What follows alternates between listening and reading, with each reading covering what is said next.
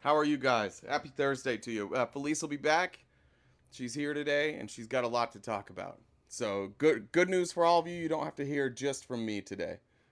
Congratulations, that's big.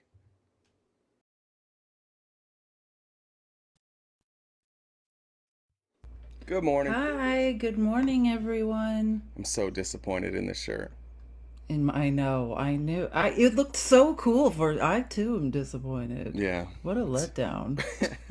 Felice always lets me know what color shirt she's wearing in the morning, so I think it's so I don't clash.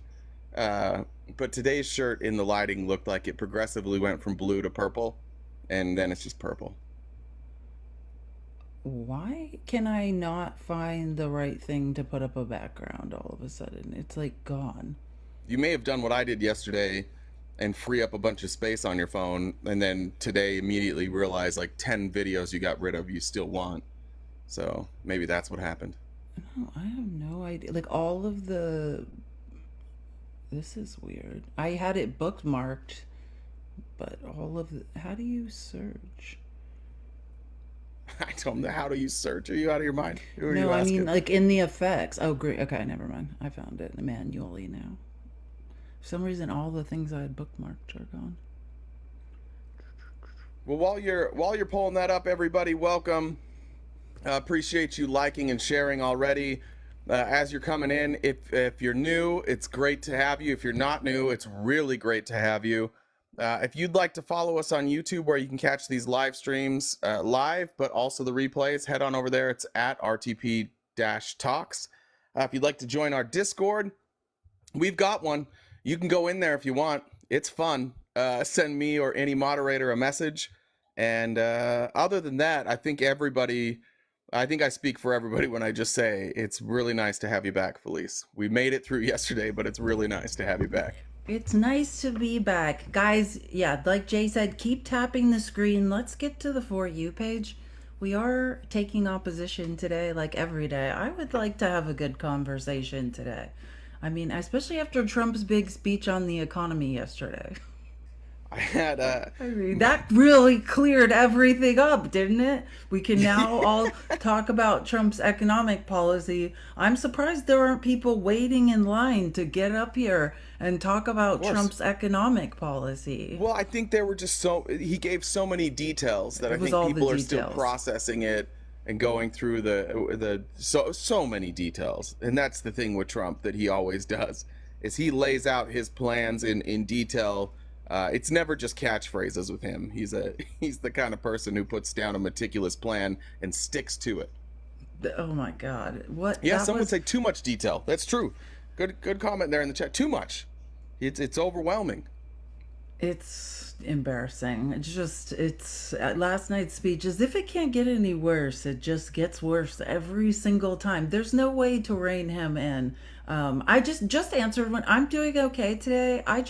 Yeah, like something bad happened to me when I was running, and it was like kind of scarring. And then that morning I came to the live, and I was like in shock. I don't process things right away. I just like shove them down and immediately pretend that like nothing is happening. That's how I was taught to deal with things. I've recently learned in therapy that's not healthy. So yeah, like I just needed to take a day and process. But like basically, it's just like loss of control. When people make me feel helpless and unsafe, then it like takes me back to my childhood when I was like trapped in an environment I couldn't leave and was helpless and unsafe. So yeah. Yeah. I don't know what any of that feels like, and that's Yeah. I will say Felice is being awfully kind, but it did take some persuasion to get her to take a day off. It's almost impossible to get Felice to take a day off, just so you guys know.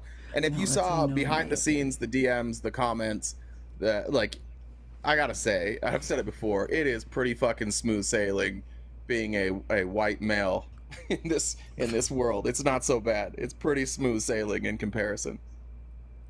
Yeah. Well, I mean, it is eye opening working with you. Next to you, I will say that. It is, you do have a semi charmed life. Thank But, you. That's anyways, what I am my okay favorite and I Third Eye Blind appreciate it. song. I know. Third Eye, what happened to Third Eye Blind? They should play at a Trump rally soon. It's about that time in their career to end up like, where's Sugar Ray? He can be the next Kid Rock. I hope they don't play at a I know. Trump I don't rally. think Third Eye Blind I don't know why I'm saying that, but I want to believe Third Eye Blind would not play at a Trump rally.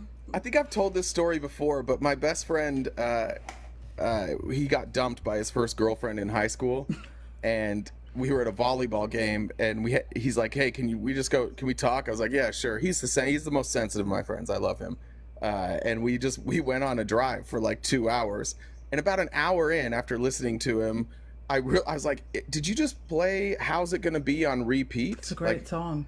And he's like, "No, there's 16 songs on this CD, and they're all How's It Gonna Be." Back when you could burn your own CDs. And he had a CD. He that literally made 60 tracks. For like 3 weeks straight. You get in his car, it's, how's it gonna be when you don't know me? And then it was a tough time for him. But he got over it. He's doing well. We all have done that. You know what I mean? I would laugh. I would make fun of your friend. But like, we've all sang that song while feeling sad. Is that still a thing with kids? Like, I think we kids, should when they start date, do they like burning pick a CDs song? again. Remember how like every time you dated somebody, you had to I have some think if song? someone makes me a playlist, then that's really cool. Like, it doesn't necessarily have to be sexual. You know what I'm saying? Like, but if someone makes you a playlist and it just like puts you on to the new music, I think that's really attractive. Yeah, I'm the opposite. If somebody makes me a playlist, I get terrified of commitment, and then it pushes me away. It's the exact opposite. So don't make me a playlist if you're trying to get in close. Yeah, but I think you can make people. I'm saying like you can make people playlists and not be trying to date them. Yeah, probably, but my brain doesn't register that. Okay, because that's like your own weird narcissism. Like you think everyone not that the normal suggests one. music to you wants to marry you. That's Honest to God, if somebody suggests a song to me, if somebody's like, hey, Therapy, or a bro. TV show, I'm like, I'm not watching that shit. It's just my knee-jerk reaction. I'm working on it. It's not good. But anybody who gets like excited about something and tells me about it, I don't want to do it. I don't know what that is. Maybe if there's a therapist here, you guys can DM me, tell me what that is. It just depends, I guess. It depends for me who says it. But anyways, we are taking opposition today. Hopefully, we're both in lovely moods. If anyone would like to come up and talk to us, we can talk about Trump's speech on the economy, or we can talk about anything else. It doesn't necessarily have to be on topic. This is Venmo and Cash App. We do rely on your tips and donations to keep our show going. I will open Venmo now. If you would like to donate, you can leave a comment and we will read them periodically throughout the show. Questions, comments, what is it? F, Mary, Banish. Oh, we haven't done those in a long time. Dad joke, whatever the case may be. We will periodically read them out as long as they don't get us banned. And remember, there's a character limit. So I think it lets you write like a lot, but it probably cuts off around like just 100, 120, I think is safe to assume. So don't write a novel because it just cuts it off and says ... And Unless like on X today, I went to post a video. I think I'm going to wind up having to pay for the premium or whatever it is, the blue check. Because you can only post like a 1-minute video. You're limited. You can't edit. Yeah, it's annoying. Like if you try and build a following on X, it's completely impossible unless you... In fact, they even take down your engagement. Like one of the things when you click on it, it's like, if you get premium, you will get more comments. Like that's one of their promises. Just more people will and your stuff will be seen more, and people that follow you and you will see less ads. It's a wild business model they've got going over there at the free speech platform. Someone says, Felice, in the comments, I'm just happened to catch this. What it says, Felice, you got to watch out for Jay. His opposition yesterday was no good. What's that about? Well, look, some people really liked yesterday. I had some DMs of people who really liked yesterday. I think most people didn't. What happened? We just talked a lot about... it was like 3 guests in a row, and we were talking about socialism. We also had Ohad, which just like dries up anybody's libido in a heartbeat. Like Ohad was there first. But yeah, I don't think it was wildly entertaining, but I liked it. And a few people liked it. It was a J day. But Felice is here, guys. Don't worry. You don't have to rely on me all the time and my bad judgment. Felice will get things back to where they are supposed to be. Yeah, so okay. I wanted to let's just start. Again, we are taking opposition, so you can request at any time, but I just we can look at clips of Trump's speech, which I think is important to really grasp what was going on last night.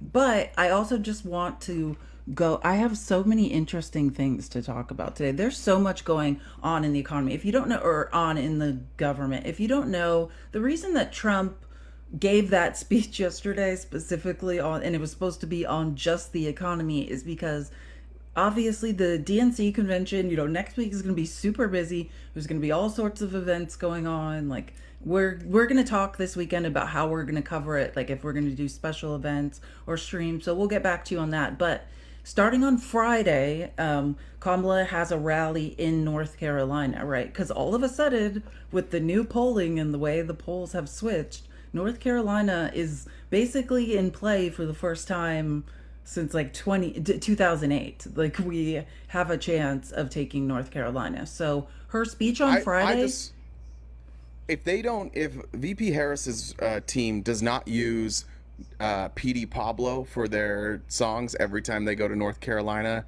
I'm going to be really disappointed. That needs to happen. This has been a missed opportunity by every politician of my lifetime. But every rally there should start with North Carolina, come on and raise up. I think That's many politicians have used that in North Carolina. I've heard I've that. never seen. No, I swear to God, I've watched these North Carolina ones. Like somebody's gonna do, and I think it's because the next line is "take your shirt off and twist it around your head, spin it like a helicopter," and they might be worried about people taking their shirts off. That's my only guess, but I've never seen it.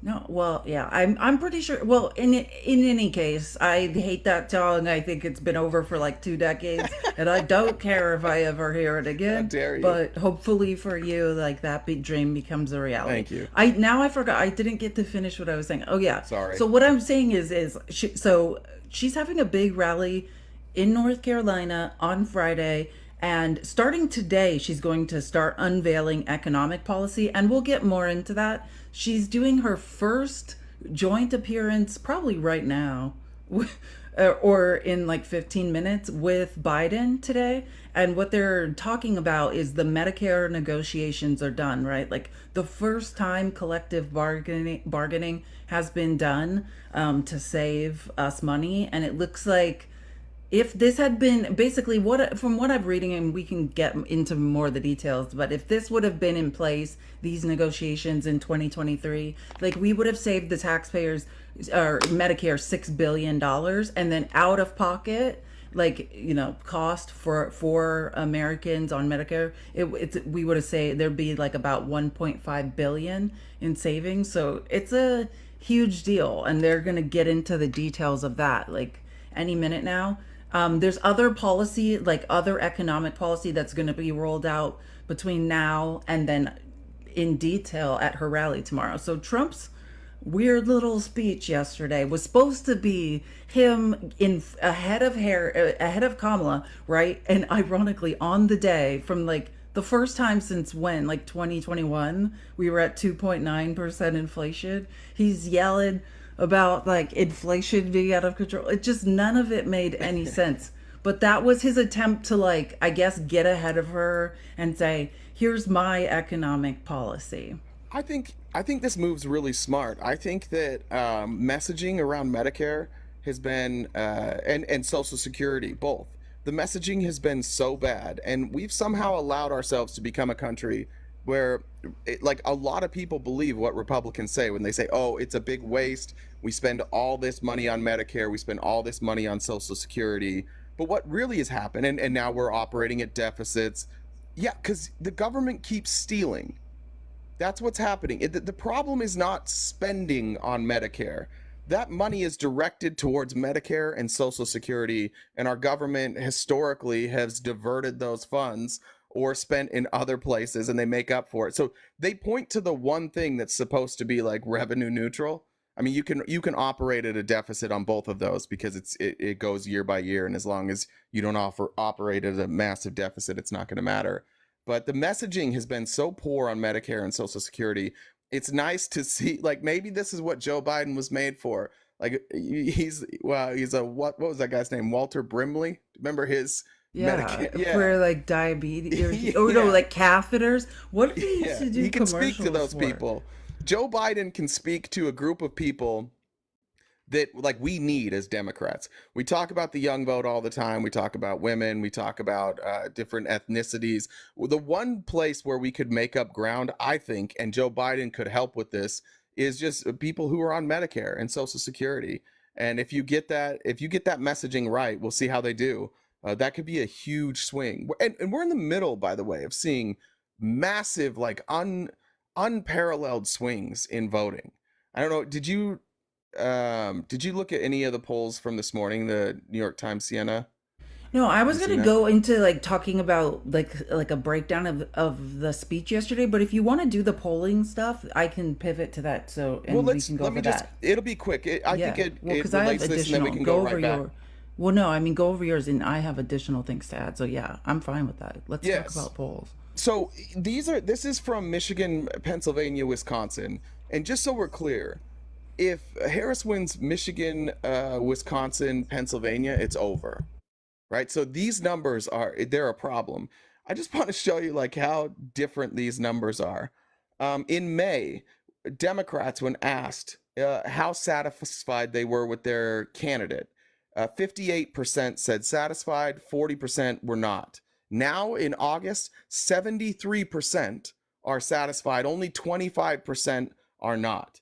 When asked, and oh, excuse me, that wasn't Democrats. I apologize. That was everybody in general. Democrats, it was different. It was 60% satisfied. Now 87% satisfied. That's a 27% swing from Democrats. Independents in May were 45% satisfied with whoever they were voting for. Now it's to 60%. So you see a massive swing from Democrats being happier. You see a big swing from independents. And then overall, it was 73% of people are satisfied. Now let's compare that to the Republican numbers. In May, 74% satisfied. August, 79%. At this point, Donald Trump, who is the leader of this party, has 79% of the people in his party saying, yeah, we like this. And Kamala Harris has 87% of the party saying we're behind this. Independents, there's a clear swing there. And just judging by the difference in momentum, I'd venture to guess that most of those independent votes have switched. Most of those independent votes now are with Harris. We're looking at swing state polling now, where RFK is really hurting Donald Trump in places like Texas, in places like Florida, in places like Arizona. I tweeted yesterday, and I don't think we should rule out Trump dropping Vance and putting RFK on the ticket. I know that's crazy. I know it's far fetched, but I don't think we should rule it out because RFK could cost Trump the election. Well, yeah, and just to speak to that really quickly, he met with, this is 15, we can put this in the Discord. It's called Robert F. Kennedy Jr. tried to meet with Kamala Harris to discuss cabinet job. Harris has rebuffed the offer of an endorsement, while Kennedy also has had conversations with Republican nominee Donald Trump about his role in the administration. This is a good article to read and understand what's going on with RFK. Like polling does show like his endorsement, like Trump almost needs it at this point, like at least an endorsement, but he's asking for like a cabinet position. Like I think he wants like HHS, like Health and Human Service, he's asking for some sort of position that has to do with like medicine. It's like the least qualified, and Kamala is pretty much like, no, get out of here. But I think Trump will eventually in some way cave. Like the way the polling's going, unless something significant changes, yeah, like RFK is a drain on Trump and he has to do something about it. The thing is, I don't know how much of a like I don't know what percentage of those voters do go to Trump. I think a lot. I think most RFK voters are conservatives. I think you think of the most prominent ones. If you like Rogan, for example, if RFK dropped out and endorsed Trump, Rogan's going to vote for Trump, and a lot of the people that follow. So I think a significant portion would. But would it be enough to push Trump over on any of these swing states? No. Just a couple other things that were keys in these polling. They were asked which candidate has the temperament to be an effective president. 45% said Trump, 54% said Harris. Asked who is honest. 41% said Trump, 52% said Harris. This is going to be a real dick kick to Donald Trump, and he's not going to discuss this, but is intelligent. 56 say Trump, 56% say Trump, 65% say Harris. The 9-point difference there. And then we'll bring about the right kind of change. 47% for Trump, 50 for Harris. Harris is polling above 50% in all of these margins. And Trump is polling below 50% in 3 out of the 4.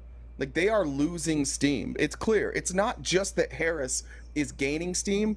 Trump is losing steam. They're losing voters right now. Well, yeah, and that brings me to something I wanted to go over about polling. So this is number 7 in the outline. We can put it in the Discord. I think this is so amazing. It's called the decline of the 2024 double hater. It's mind-boggling that it's August, and if you remember in June how much we were tracking and talking about the double haters and how they were going to decide the election. Like, if there's any contrast that shows just how much this election has changed, it's this bit of analysis. So back in June, the Pew Research Center offered a sobering bit of data. The percentage of Americans who viewed both major parties' presumptive presidential nominees unfavorably had reached 25%. So 1 in 4 people, essentially in the country, were double haters. It was the highest percentage in the history of Pew's polling, and it suggested that people who disliked both candidates were poised to be the determining factor in November. But that was June. Like, this is fascinating. So on Wednesday, so yesterday, Monmouth University released new polling showing the difference between a Trump-Biden race and a Trump-Harris one. Evaluating Trump and Biden, about 4 in 10 respondents viewed Trump favorably, but not Biden, and another 4 in 10 viewed only Biden favorably. About 2 in 10 viewed both unfavorably, the double haters. So when comparing Trump and Harris, though, the double hater pool was sliced in half. A lot more people view only Harris favorably than view only Trump favorably. So put another way, a bunch of the double haters shifted to liking only Harris. Asked to choose between Harris and Trump, those who view both Biden and Trump favorably pick Harris by a 5-1. Those who view both Biden and Trump unfavorably picked Harris by a 5-1 margin. That's insane. That's insane. This article is insane. If you want to have your mind blown, I suggest reading this 2 months ago. Like, I've never seen anything welcome everybody like this. from Mr. Jones's live. Jones, thanks for the raid if you're here. Soli wants to ask a question. Felice, did you know that your pupils are the last part to stop working when you die? They dilate. They dilate. Well done, That's Soli. funny. I have one. Lisa says, "Missed you, Felice. Can you speak to money given to immigrants to start businesses? Is this available to all Americans? I mean, you mean there's like some government programs that help?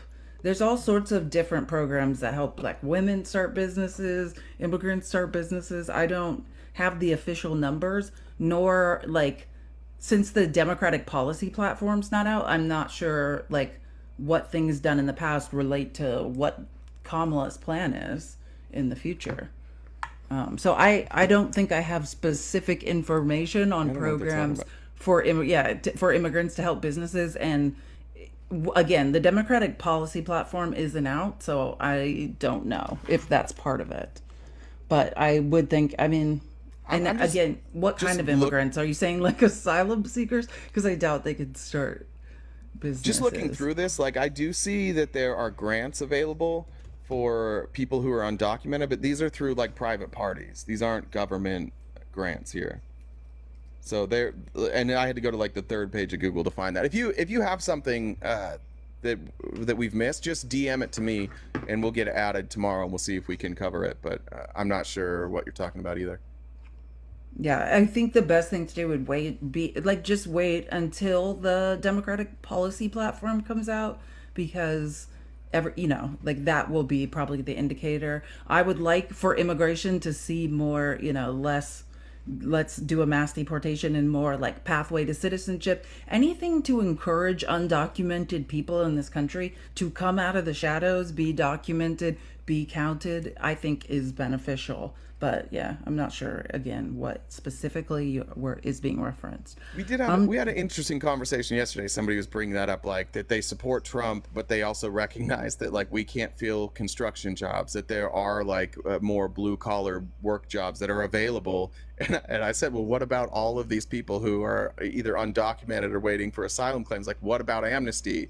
And that's the thing about Trump's plan is Trump would set us back even further. Even if you take everybody that's here illegally and remove them from the country and say come back legally, that's going to exponentially lengthen the amount of time before we can get workers. Because kids, I don't know if I don't know if you know this. You don't have kids, so you probably don't know this, but they take a long time to grow. Like it can be 18, 20, 25 years. You can't grow them overnight. And so for the workforce, we're going to need people who are already grown. We don't have enough time to just like grow our own. So gotta do that. Yeah, that's the thing You about knew the that. mass deportation plans is it would devastate our domestic economy. Yeah, that's much of what we see from Trump, though. Like a lot of just yelling things and never can explain how that's actually going to work in practice or in policy or in unconstitutionalness.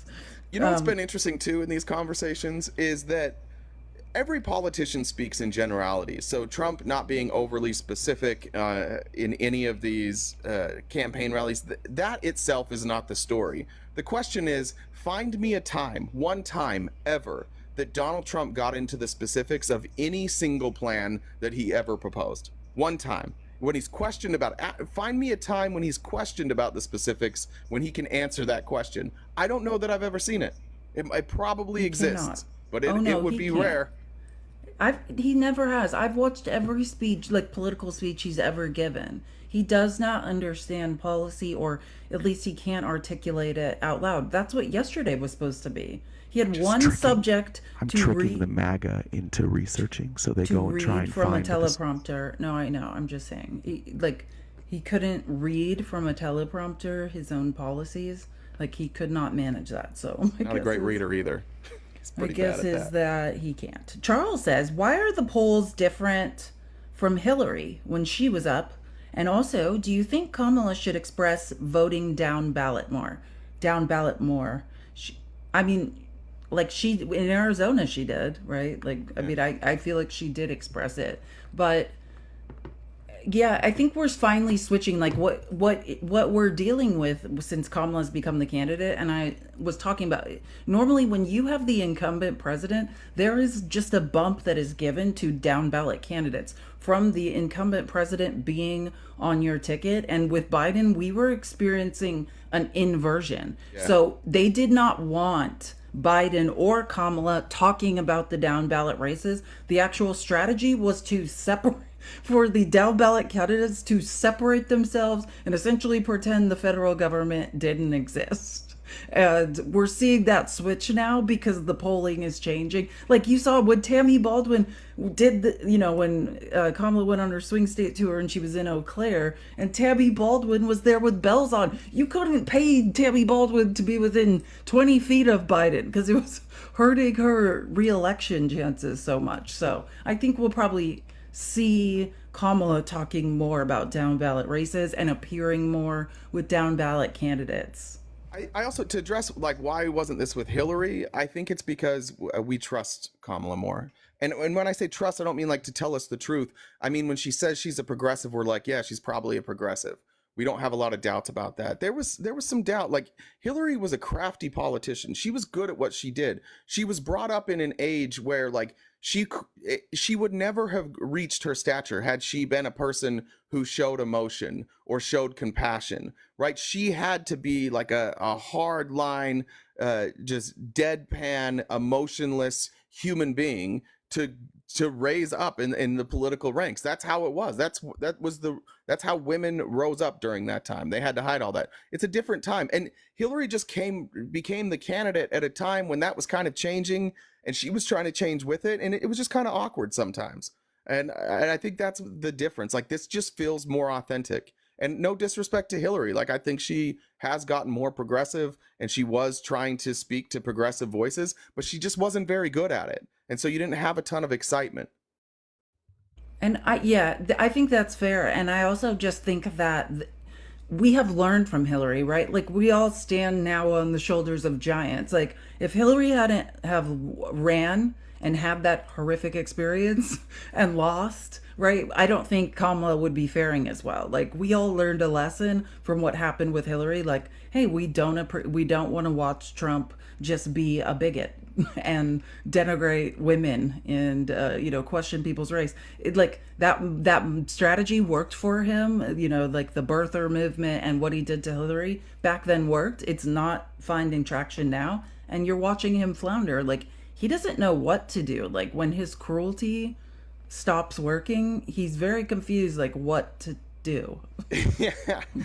Have you ever, you probably haven't done this because you're a normal person, but like, No, have I'm you ever not. told kind of like an insensitive joke at the wrong time and nobody laughs, but you think like this is gonna kill? No, Maybe you that's don't- the story of your life, though.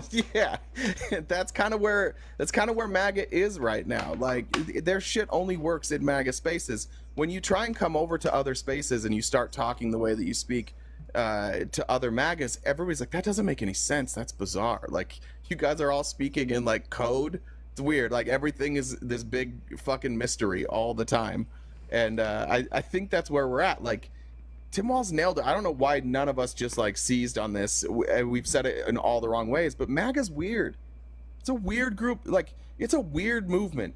Even people who maybe we wouldn't typically think are weird, like, to go along with MAGA, you got to believe some weird shit. You got to accept some weird shit. You're going to hear some weird shit. You're probably going to say some weird shit because it's just a weird movement. It's based completely on like these hypotheticals that may exist in the future that somehow require world domination, and billionaire Trump is the person that's gonna save us from that. It's weird. It's just weird.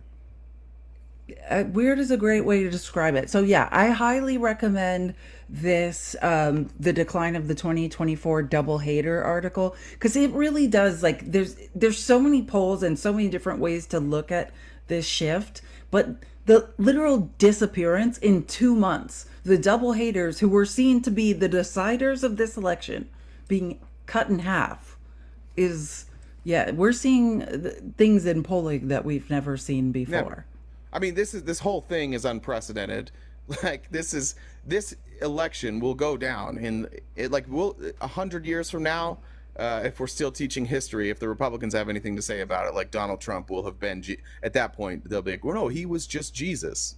If they get to rewrite history, but you'll look at this and you'll be like, wait a minute. So one guy was a convicted felon. He's probably going to get like at least some house arrest during the campaign.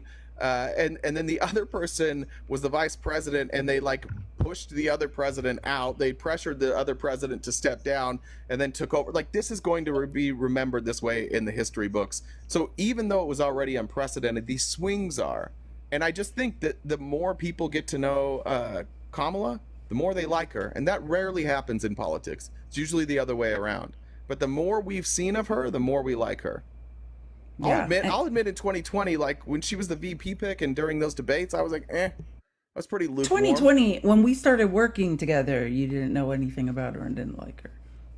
We have not been working together since 2020. No, I said when we started working Oh, you're saying, together. oh, okay. Yeah. Or No, they I was didn't. pretty indifferent on her. I was like, yeah, she's fine. Kind of a wet blanket, but nope. I've changed my mind completely. Yeah, people didn't know why they didn't like her. That's the truth. Like, it's Yeah. just like it's not like deep misogyny. It's just that idea we are instilled in us as Americans, like, oh, women can't lead. I won't be safe if a woman's in charge. It's just Yeah, something it's that needs to be misogyny light. light. Exactly. it's It's diet not like, misogyny. oh, F women. It's not like Andrew Tate misogyny. It's just like that, like, acceptable undercurrent of, oh, You see it in the polling still, and I think after Trump's terrible speech, we'll see this switch as Kamala's economic policy is revealed, because Trump can't speak to the economy effectively and was pushing 20% tariffs. I don't know if anyone did watch this ridiculous speech last night, but 10% tariffs across the board, like economists predict, or the cost of tariffs is passed on to the consumer. That's us, to American consumers. It's going to cost, like, I think the average household like $1,700 a year, and he's like, no, it's not. It's 10. It could be 20. Hey, why not 20% tariffs taxes across the board? But while you're paying more for food, these billionaires are going to keep more of their money. So vote for me. That's the plan, Republicans. That's your plan. It's beautiful. It's Kimmy hilarious. had a comment real quick. Kimmy said, "Hey Jay, but you can answer this. I just assume this is meant to make my face red. What's better than a rose on your piano?" I don't know. What? Jesus. What is it? What the... Tulips on your organ.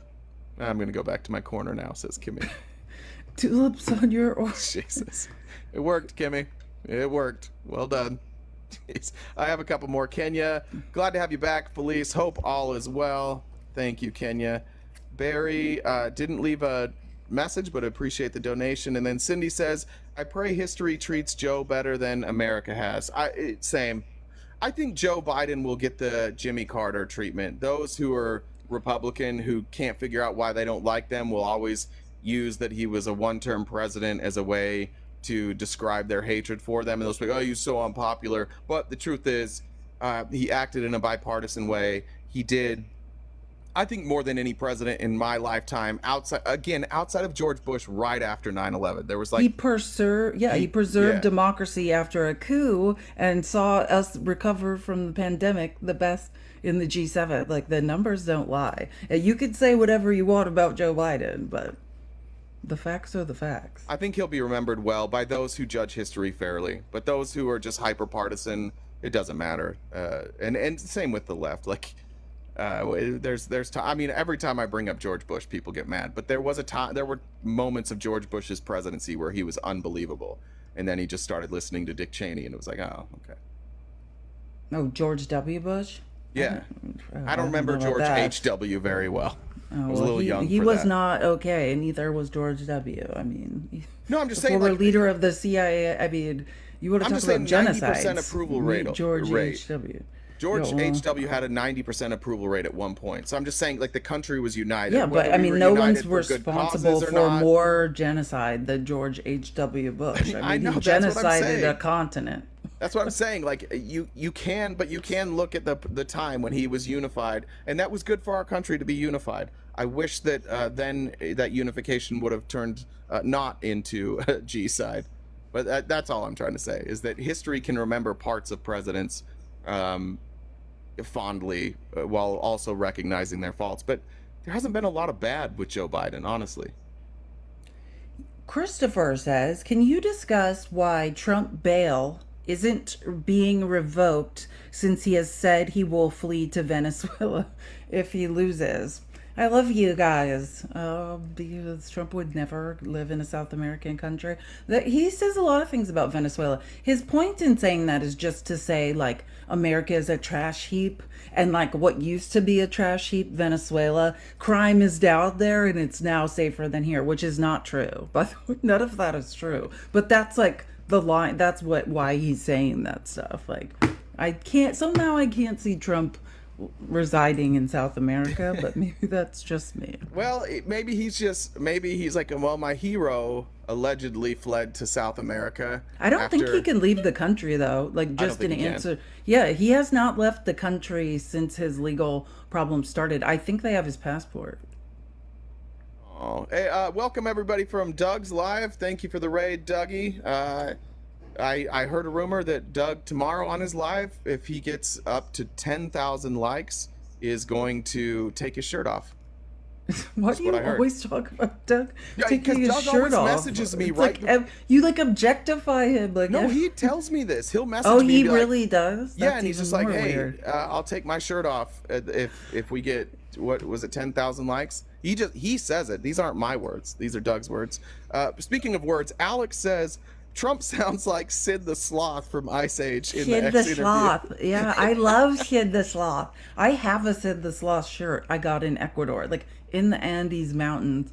Like someone was selling a Sid the Sloth shirt and I still have it. I love Sid the Sloth.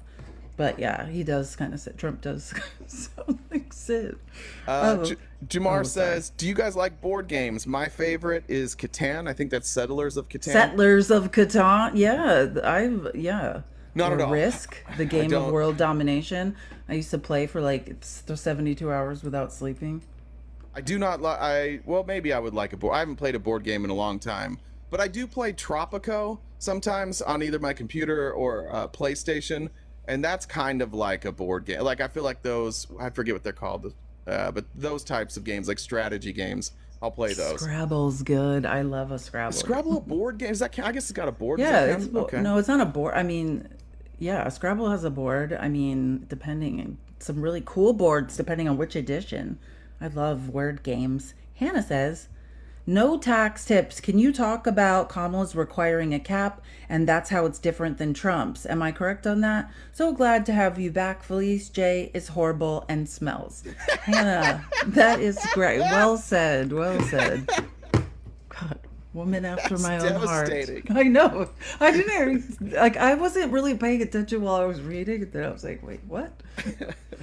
No, that's exactly what I was thinking. Those insults come out of your mouth so easily, Felice. In so many ways. Yeah, it just rolled off the tongue. I was like, this seems very natural coming from me. Yeah, so the more admirable thing, and again, when the DNC policy platform comes out, we'll do like breakdown session, like maybe we'll choose like immigration one day, or breakout sessions where we'll go through it and go through this in more detail.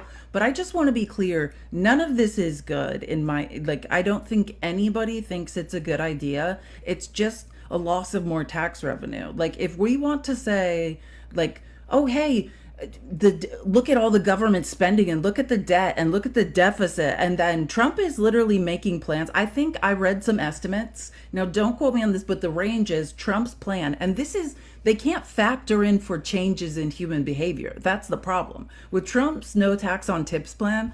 Like the real danger is there's no income cap, right? So now we can have hedge fund people restructuring how they're paid, their compensation packages, so they're tipped and it's tax free. Now that's another way that people in the 1%, right, will not be paying taxes, and we will lose that tax revenue. So when budget offices are doing estimates, I think for Trump they're saying, oh, it's not good, that could cost us 15 billion. They can't account yet even for the change in behavior. They're not accounting for, with Trump's plan, a bunch of hedge fund people and people in the 1% are going to restructure their compensation package, and then we're going to lose hundreds of billions of dollars. It won't be taxed any longer. That's the real danger. And yeah, that is the good thing about Kamala's plan, is there's going to be an income cap. So actually middle class and lower income people can benefit from this, and we won't just be giving another loophole to the 1% to not give the government any of their money. So that's good, but such a small percentage of people are tipped employees. Just know that. So is it fair that we're just saying, hey, small cross-section of society, which again can account for changes in human behavior. So now maybe more people will become tipped employees because it's tax-free. We don't know exactly, but right now it's a tiny percentage of people, and shouldn't we all benefit in some way? And that's what we'll be looking to hear from Kamala on Friday. Like, I know she's big on child tax credit, and different things. So once we see the full picture of the economic policy, I'll be interested to see what that looks like, because I kind of see the Kamala's no tax on tips thing. Thank God she has the sense to put an income cap on it. That's great, but still it's kind of pandering. It's just like an election time thing. What do you think? I saw some people saying like, how are you going to apply for a loan then? It's a tax. You still report the tips. It's just that they don't tax you on them. People So are very confused. You have to report you'd still your be required tips. to report it. It would actually make it easier for you to apply for a loan, because you're actually going to have more money, right? So it's not that you don't have to report it. It's that when you do report it, you're not taxed on it. Exactly. The government's going to know like how much income you're actually making. So yeah, that's important to know as well.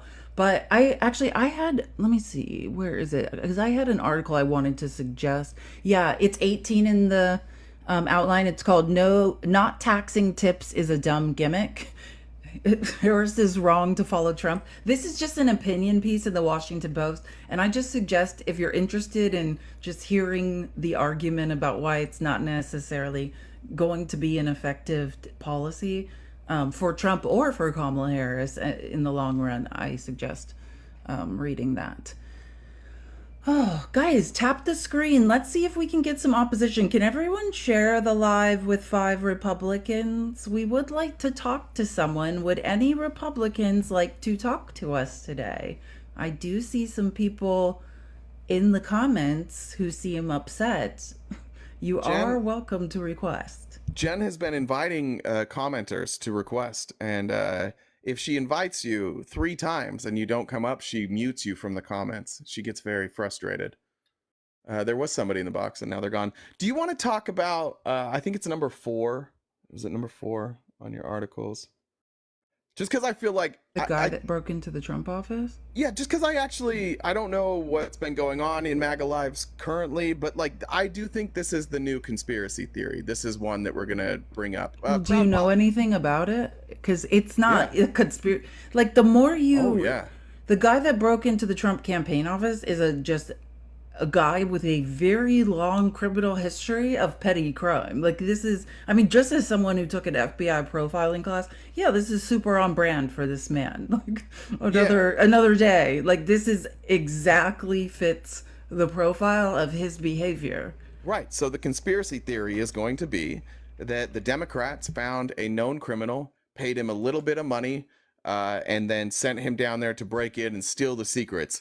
It's not going to help that Kessler has a California driver's license, or that his last known address was in San Francisco. This will be a conspiracy theory, and they'll use San Francisco and Kamala Harris being from California as a reason for why this happened. I just want everybody to be aware that we don't know anything outside of that this person commits a lot of crimes and they broke in. That's basically what we know, but that's what they're going to tell you. Proud Poppy, welcome. What's going on, man? How you guys doing? Good, man. How are you?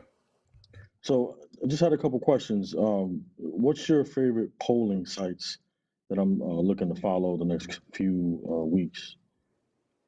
The best polling site I think is Real Clear Politics, because they give you averages and they show multiple polls. If you want to look at like which polls are highest rated, 538 has like a pollster ranking, and they'll show you even how they break that down. So either 538.com, which I think is owned by NBC now, or Real Clear Politics. That's where I'd go.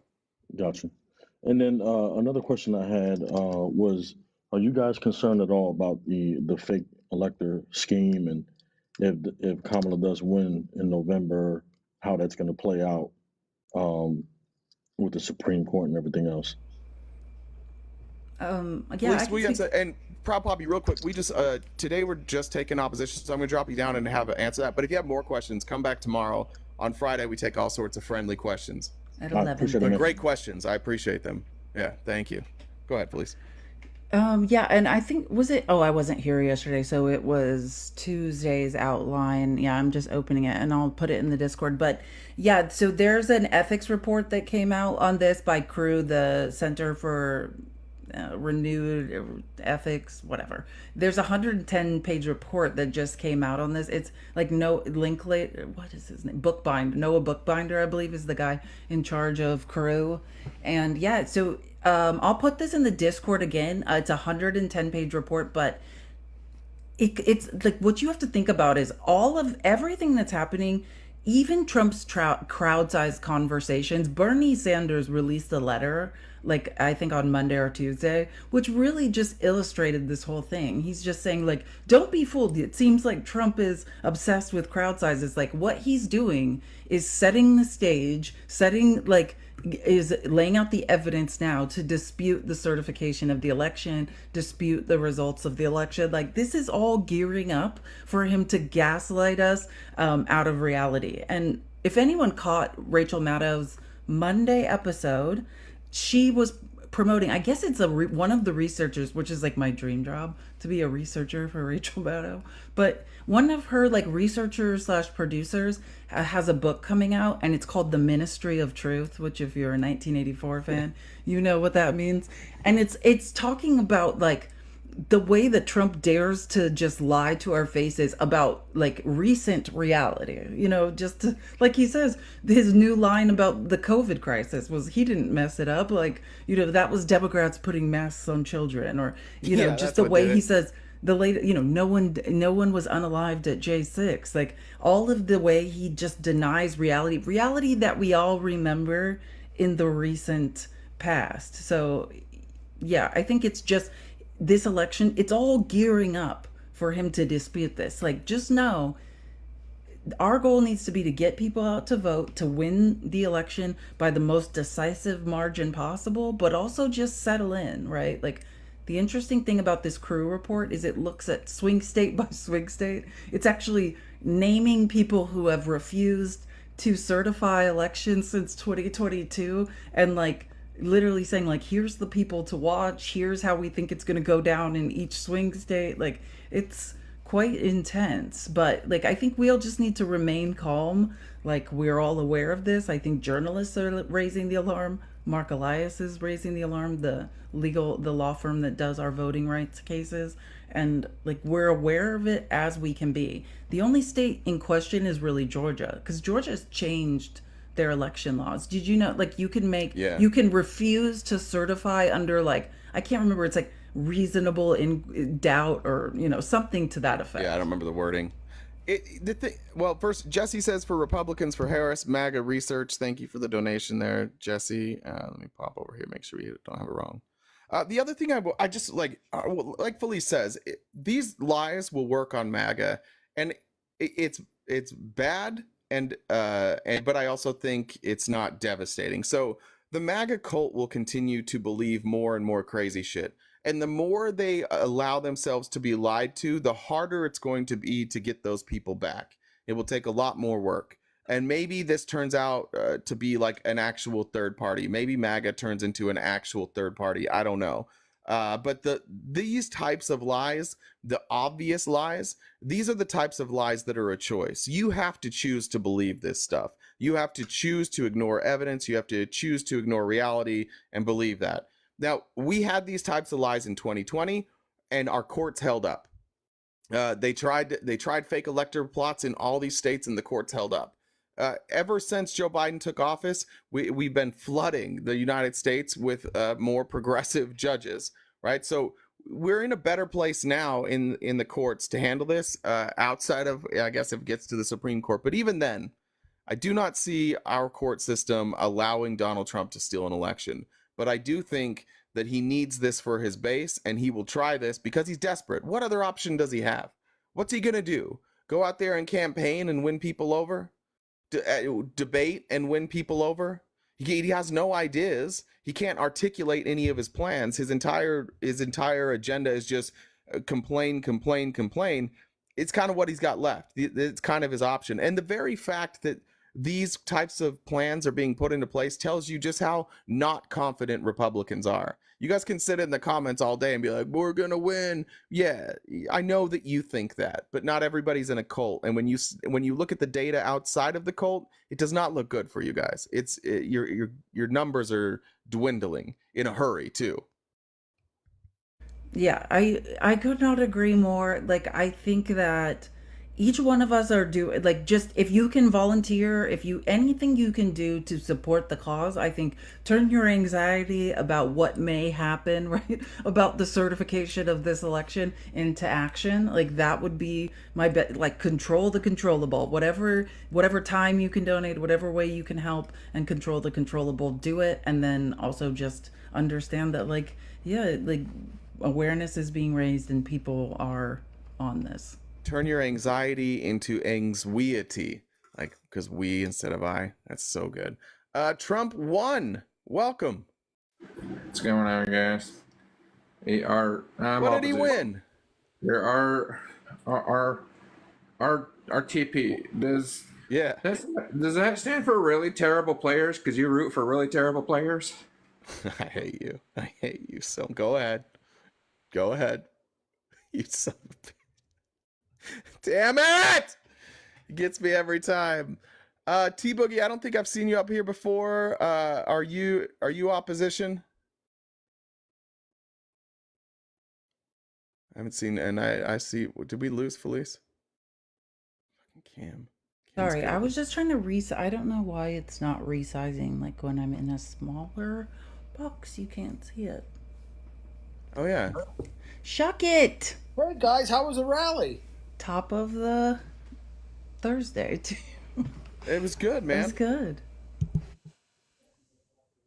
Yeah, that's good. I hope you had fun. Thank you. What's up? You did. Stop lumping us all in. You know, it's a toss-up this election. It could go either way. You think all Trump supporters are like, oh, we're going to win. That's not true. We know it's a toss-up. Well, in all fairness, almost every Trump supporter would not agree with that I've talked to. Maybe internally they do, and maybe you're just more honest with yourself than most. But yeah, like they're not thinking that. They literally think they have this in the bag. But these swings are massive, dude. Like these swings from Biden down like 4, 5, 6 in Michigan to Harris as high as plus 11. These are massive swings. Like these don't just happen. These aren't anomalies. And every week it's getting further and further. And I think honestly I think people see through Trump. And I think more and more people every day are seeing that this is a man who's not well, who can't articulate his plans, who has no idea what he's talking about, and he's just angry.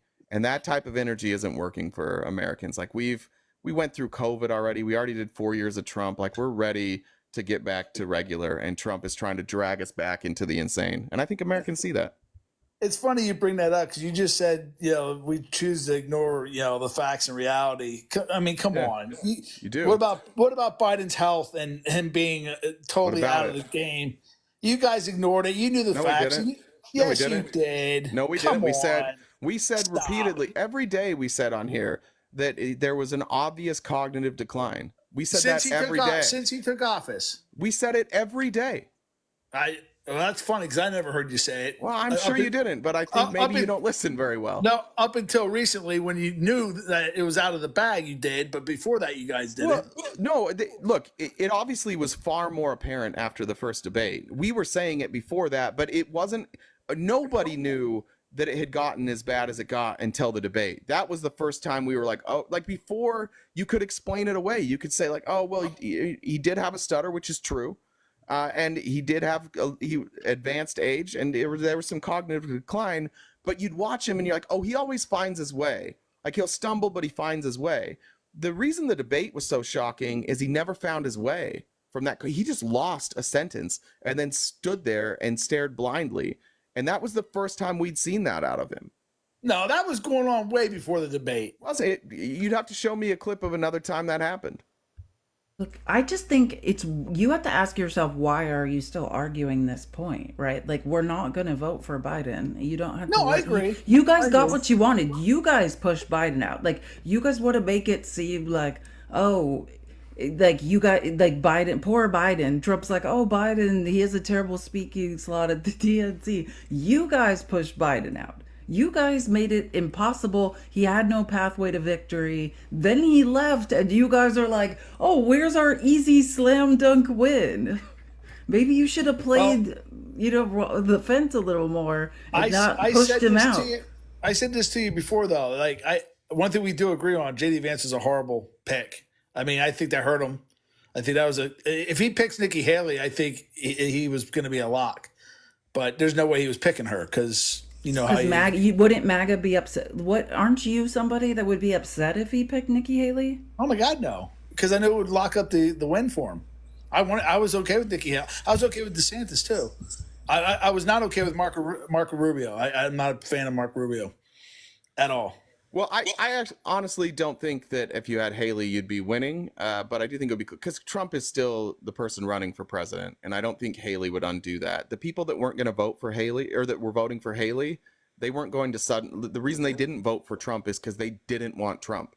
They're like anybody but Trump, which is why like that money and those voters have largely shifted to Kamala. I don't think Nikki Haley would have helped him. I don't think there's anybody Trump could have picked outside of RFK that would have given him any type of bump at all, because Trump is the show, Trump is the party, Trump is the agenda, and he makes sure everybody knows that. You go watch JD Vance campaign, it's just like attack Tim Walz and Kamala and then praise Trump as the greatest, which is normal, but like that's what you guys demand. I still find it amusing that everyone's pushing Kamala to be this great thing when she ran for president. She's fucking incredible. She is fucking incredible. I just watched a video this morning because somebody had put in my comments that like they were paying people, and I was at the rally obviously, so I felt the emotion. But there was just a pan of the audience as Kamala came out, and I don't know how I cut the video off, and people were still chanting. There was nobody. There were no signs saying chant. The crowd went crazy. They were chanting. There were people crying. You don't understand the energy. You don't. No, I do. I do understand. Look, it's the same way. It's laughable. It's the same way that none of you guys gave a single solitary fuck about Donald Trump until he was a Republican and started opening his mouth. And then you're like, oh shit, now we like him. Sometimes when somebody's put into the spotlight, you like them more. And right now she's in the spotlight, and so we're seeing her on a level we've never seen her before. We're learning about her, and everybody's learning about her. And in real time, all the polls are swinging. You guys can talk about 2020 all you want. Keep doing it. Watch the polls. Listen, watch the approval. They went from 30% approval to like 70. I understand the energy, but it's so funny. The woman couldn't get a vote when she ran for president the first time. She was the worst vice president in the past 100 years. Trump couldn't even get a nomination the first 3 times he ran.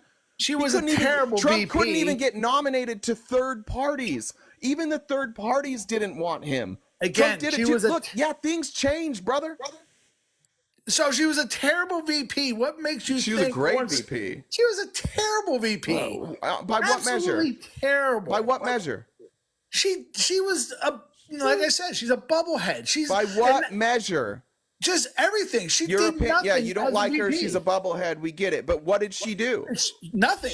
She's a woman, Jay. She's a woman. God, don't you get it? What is so confusing? This shows your mentality of how it shows your mentality because I'm asking you. It shows your mentality because I'm asking you for specifics right now, and you're saying she's a bobblehead. She did nothing. RTP. Okay. Who did I just say? Explain to me how she went across the country. Advocating. It's a nasty woman. Who did I just say to you who I wanted Trump's VP to be? All right, cool, dope. How do you explain her going all across the country into red states, promoting the right for women to choose for themselves, and then those ballot initiatives passing in red states? How do you explain that? How do you explain her success. How do you explain that she went down to the Southern Triangle countries and said, hey guys, can we get a hand with this border stuff? Can you try and help us? And they're like, yeah, we'll do it. She used diplomacy to do that, right? She did everything. She wasn't asked to do much, but the very few things that she was asked to do, she knocked it out of the park. And can I just, one more thing that she doesn't get credit for. I just want to say, because I've been doing a lot of research on her.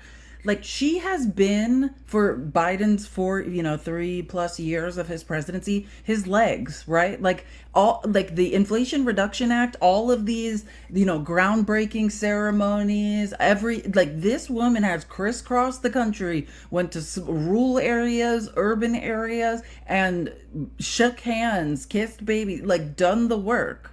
And like Jay's saying, the ballot, the initiatives on the abortion initiatives that have passed in red states, she gets credit for that. She's been getting people excited, collecting signatures, getting donations, doing fundraisers. This is all her community organizing. And I've said it it's wrong to ask Black women to save us. It's wrong, but man, do I feel safer when they're in charge.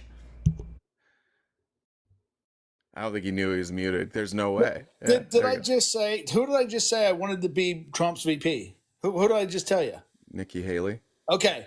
So Felice have to goes do with off in anything? this crying, rampant rant that I don't like Kamala because she's a woman. It shows That's how all he ignorant you heard are. of everything That's I the whole just thing said. I I heard It there. shows just how want to ignorant say you are. that's I all. told you I Why wanted didn't to you? all Well, Chuck then it Chuck, got. let me ask you a question then. Why didn't you vote? Why don't you think your party was willing to vote for a woman? It was an open primary. You guys could have chosen a woman. Why'd you guys choose Trump? If this isn't about, she's a better candidate. She was the one that was most likely to win. Everybody agrees that that her policies, her platform, they're more digestible. It would have been better for Republicans. You had a better shot at winning, and like you guys didn't. She didn't even get close. Not even close. You guys took Trump. You don't get to talk about this. When did you guys ever put up a woman? Ever? Look at the women in your party. Again, you're Are asking you me to- really proud of the women in your party? Are you proud of Marjorie Taylor Greene? Are you proud of Lauren Boebert? Are you proud of Nancy We can Mace? say Are the you same about proud your of that party. old Come racist on. grandma Virginia Fox that trots out there every once in a while and sees the press and goes, shut up! You guys don't respect women. You don't have a respectable woman among you. Not one. And look at your side. You got the squad who's a complete embarrassment to your party. Incredible. They are incredible. They're Those are all people that defied odds and won congressional seats because progressives were like, hell yeah, finally somebody's speaking to us. You don't know. You see everything from a very conservative, like 30 years ago mindset. And you don't know that the world has passed you by, my friend. Again, the you're world wrong. doesn't think I'm what not- you think anymore. And just to be clear, almost everything that you believe is sad or pathetic Your or assumption is stupid. 1000% The rest wrong. of the country thinks the opposite. You're the minority now. You're the boomer screaming, get off the lawn. Nobody gives a shit about your guys' policies anymore, which is why you're bleeding voters. Absolutely bleeding voters. And you're going to go all the way to November. And then you're going to get absolutely dunked on in November, and you're going to come back the next day and you're going to be like, it was rigged, it wasn't fair. Our policies really are more popular. And that's just not true. Okay, can I respond now that you're talking over me again? That was me talking. Yeah, normally just you wait for You your were turn. You don't monologuing. even have to ask permission. Just when I'm done, you can go. So you don't know me. You don't know I'm not super conservative at all, actually. Second of all, you're asking me to answer for other Trump voters. I just told you about me. I don't care, what other Trump voters do, they do. I just told you who I wanted as a VP. And she was a But woman. not president. No, I'm okay with her being. Listen, Did if you she vote was- for her in your primary? If she Did you beat vote for her Trump, in the primary? I did not. But if Weird. Wait, so it almost seems like you know that your candidate sucks a big old bag of dicks, and you had a woman there who could At the win, time- and you at the didn't time, vote he for her. wasn't, though. And now you're going to tell me that this isn't about like, oh, I can't vote He for a wasn't woman. S-ing D at the time, Hold Shuckett on. said. You're At not the listening. time he was polling well. That's why I voted for him. But if she beat him, I was perfectly fine with her. I think all Republicans would have voted So you for can't her. sit there, Felice, Wait, and make a hold comment. Hold on. All of you guys would have voted for her if she beat him, but none of you voted for her to beat him. You had control. It's not like somebody else chose your candidate and you're like, well, fuck it. No, you guys chose. Because This it is was the about person the that you best- chose. That's on Best you. chance to win at the time. That's why. Common He sense. never, no. There was no polling ever that said Donald Trump had a better chance at winning than Nikki Haley. Nikki Haley was always polling better than him. Yeah, but see, here's what you're Always. missing. Everybody true. with half a brain knew that Joe Biden was going downhill and going downhill fast, and Trump was going to surpass him. And what happened? He Oh, I'm surpassed him. sorry that blew up in your face. You should Okay, have. but You should have. What you should have done it is did. chosen somebody that could win no matter what, It not did, somebody but could at the only time- beat Joe Biden. You're not being realistic. At the time, How's that's that not why I voted realistic? for. That's why I voted for Trump, because we knew Biden was going to go downhill. But wouldn't Nikki Haley have beat Biden too? She's a chance. Yeah. Okay. So why didn't you Yeah. vote for Nikki Haley? Because again, I voted what? for Trump the first time, 2 times. I was going to vote for again because I liked his policies. But you said Nikki Haley was a better option. No, she's not a better option. If she came on as VP, Is she a better think option Trump as is president? 10 times stronger. There's got to be a man in charge of her. That's right. Is what he's saying. Okay, in the so you hierarchy. don't- no, I think that's fair. You love women, But as long as their boss is a man. Is No, that what you're saying? I'm okay with them. I'm okay with the woman president. I have no care at Then all. why did you? I know you're okay with it, but you won't choose it. When you have the most I would deeply choose flawed it. candidate of all time, and you have Nikki Haley there, I who is would like choose it. she's a Republican wet dream, and you didn't take Nikki Haley, and you chose Donald Trump. Don't tell us it's not about choosing a man. He was the worst candidate. He polled worse. He has worse ideas. He's less successful. He's going to lose by a bigger margin. And you wanted to vote for a man for some reason. If I lived in other states where women were running as the front runner for a major position, I would vote for him. For example, Virginia. You didn't in this case, so you can invent all the hypothetical scenarios where you would vote for a woman, but we're only talking about this case where you didn't vote for a woman. But again, and you're we making both admit assumptions. she was the better candidate. You're making assumptions because of where I'm confined to. Again, for example, You can't vote for Nikki Haley where you're at? I'll give you an example. Wait, hold on. You couldn't vote for Nikki Haley where you live? I could, but at the time. Okay, but did you? No, because Trump was then the best. do you see the problem we have here? I don't really care about your explanations now because you've already admitted she's a better candidate and you vote for the other person. So maybe it's not because she's a woman, maybe because it's like you're bad at picking somebody to vote for. I don't know. Again, you're putting words in my mouth. I didn't say she was a better candidate at the time. Us Trump voters knew at the time that if he wins, he's going to beat Biden because we knew Biden was going downhill. You didn't know, Chuck. Like you're saying things you ignored polling that said she was better. But you're making and now assumptions. You're saying no, hold on, just listen to this. You're saying we knew he was a better candidate. Why didn't any of the polling reflect that then? Why did the polling show that Nikki Haley was doing better? It's true. That's true. Wait, let me tell you guys something. Christine says, why isn't Barbie pregnant? Oh, Lord. I don't know. No, you're going to like, this is funny. Because Ken came in another box. Oh, Ken, you dirty dirtbag. That's funny, Christine. That made me smile. Okay, just so I can let you guys know, I'm not super conservative. I'm okay with abortion. I think there should be a compromise. I think it's only fair to have some type of compromise on board, but I'm okay with abortion. There's a lot of things I'm very liberal with, and there's other things I'm very conservative with. But I have no problem voting for a woman, and I hate it. I hate it when the left, like you people, then why didn't you go and make statements? Then why didn't you vote for a woman? After No, you don't. We've heard you say this already, but you had an opportunity to vote for a woman who was polling at a higher level than Trump, and you didn't do it, dude. Answer. Your words just don't seem to have any impact. Because real world actions, when you had the opportunity to do what you're talking about. And by the way, Nikki Haley also agrees with you on abortion. Nikki Haley doesn't want what Trump did. She recognizes that abortion is a drain for your party. She begged Republicans not to run on this. She begged them. Everything you just said that you believe in, so did she. Trump doesn't. And yet you supported Trump over her. What other reason could there possibly be other than she's a woman? I'm open to a different answer, but none of your answers make sense. Again, you just don't like my answer. That's your problem. No, I'm saying they don't make problem. sense.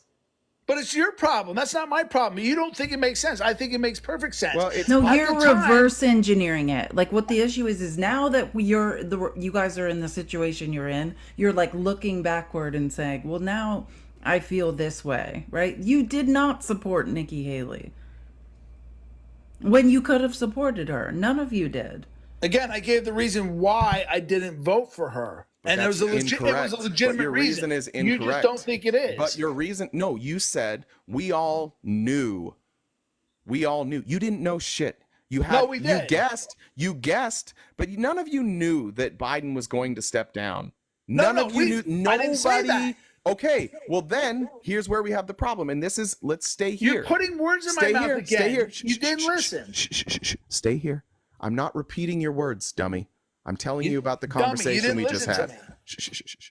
So, when you had the opportunity to vote for Nikki Haley, if you were somebody who actually cared about what was doing the right thing for the party, you would have looked at the polling, you would have seen that Nikki Haley was a better option, and you would have said, holy shit, she has a better chance to win, and great, I get to vote for a woman who aligns with my views. Instead of doing that, you didn't look at the polling, you doubled down on Trump, and now you're trying to rewrite history right now and say that you knew. No, you didn't. No, yes, I did. You didn't. Listen. Because if you, it makes no sense. to now, if you knew that that Biden was going to step down, then you also should have known that virtually anybody taking Biden's place was going to poll at higher numbers than him. So you would still want your candidate that has the best chance to win. And that wasn't Trump. Again, It was you just Haley. put- And you in a just lot put- of and it might have been DeSantis too. You But it just sure as put shit words wasn't in Trump. my mouth that I never said. I'm not quoting your words. You just I'm did. telling you about the reality of what was going on at that time. Can I tell you what you understand. said? No, shuck it. I understand you didn't do any of this research. I understand That's not you true. voted on your gut instinct. We all understand that. I'm just telling you that, like most of your opinions, they're based entirely on what you feel and not data. Okay, You can I made a respond? bad choice. You guys tied yourself to Trump. Live with it. But you had an opportunity to have Haley, and none of you took it. And you guys don't get to now rewrite history and be like, no, we love women. No. Until you show that you care about women as a party, you guys don't get to be the party that's like, we care about women. Can I respond to the lie you said like 3 times now? I never said I knew he was going to drop out. I said at the time I knew he would beat Biden because I saw. Listen, I'm in my 50s. I've seen a lot more than you guys over the years. Stop. Okay? Stop. I knew at the stop, time- Stop. We've done this a million times. We have to go through this. This is the last time to get you to understand what we're saying. You knew based on polling. No, that not Trump. polling. Well, then how did you know? Because I've been around a long time. Yeah, and your I gut. knew- That's what I just said. and I Exactly. knew All Trump right, was Shuck it. gonna Have a good day. overtake Thank you. I appreciate that. I appreciate you coming up. Yeah, your I gut. was enjoying that. Wait, I needed to. Nikki says, "Hi guys, I watch you every day with hope we can make this country unite. I absolutely adore you both, but mainly you, Felice." I just added that part. Do you think Trump supporters will ever snap out of the trance they were in? I wanted to ask Shuck. Do you think? I don't know. Shucket's a clairvoyant now. He has reverse engineered his. He's a psychic. I have an answer for that. I think maybe. It depends on what happens after Trump dies. If there's somebody that can carry the torch and take on the mantle, yes. But I don't know who that would. It might be Vivek, honestly. Like, Vivek might be the MAGA leader going forward. I don't know. But if that's the case, then you get into like this weird, almost Scientology thing where like your party's platform revolves around like somebody that's not around anymore, right? Somebody that's passed away, and then you get to like go through all the things they said and try and pull out meaning and apply it to today. Like, it's a very religious practice that we're seeing out of Trump publicans, we'll call them. I don't know if they get out of the trance, but I don't think Trump's kids can take over the mantle. I think Vivek's the only one, or Elon. Elon could maybe take over the mantle. No, I don't. Of MAGA, they'll follow him. No, I mean, he's not going to don't win think the so. GOP, I don't think but so. I don't think that anyone will coalesce again, but because it requires a lack of like effective empathy, right? Like, Trump is uniquely positioned to do what he's doing, like to promise everyone exactly what they want and like disenfranchise people without empathy. Like, it's a hard thing it's a hard tightrope walk what Trump's doing. It's going to be hard to coalesce. I don't think. Yeah, it'll be hard. I don't think it'll be the end of it, but it'll be hard to accomplish what we're watching Trump accomplish. Like, and rule through fear, like basic protection racket. Like, how many things is he holding over other people's head? guys, by the way, I'm not saying that the MAGA movement is about replacing the candidate. I'm saying the MAGA movement is a movement, and there will be a leader of that movement if it is going to continue on, because they demand that. They demand a leader. Elon can't run. I get that. Vivek can. That doesn't mean that they couldn't be the leader of the MAGA movement. They just may not be the candidate. That's what I'm saying. We're talking about the movement, not the election. Or at least I am. Are we talking about what? Yeah. Well, if we're talking about Nikki just said, do you think Trump supporters will ever snap out of the trance they were in? Meaning, she was asking if the country will unite, like if they'll get out of it, not if it will continue on. I mean, my bad. Okay. yeah. So I think so. Yeah, I do too. I don't think, like, to have people coalesce in this way that's why what you saw, like, Schittler is a good example. Like, it's not like everybody is someone like him. It requires a unique psychological makeup and skill set to walk the tightrope that we're watching Trump walk. Like, like it's a hard thing to accomplish. So yeah, hopefully, I mean, a lot of people will peel off once that's gone. And Yahoy Manoy says it's called a board game for a reason. I'll see myself out. That's funny. That's fair. Ashley says MAGA is red, Democrats are blue. Shuckett doesn't like women. Are we surprised? What's new? That was good. That was well done. He just is intimidated by them. Stop drinking the Kool-Aid, Shuck. Carvel says, too bad he's not here to hear. Most of these messages are for him. Tracy says, they have to make up attacks to avoid saying what they want, like she's a woman or black. Yeah, that's fair. Trump, he's kind of like she's a woman and she's black. Trump's not even hiding it.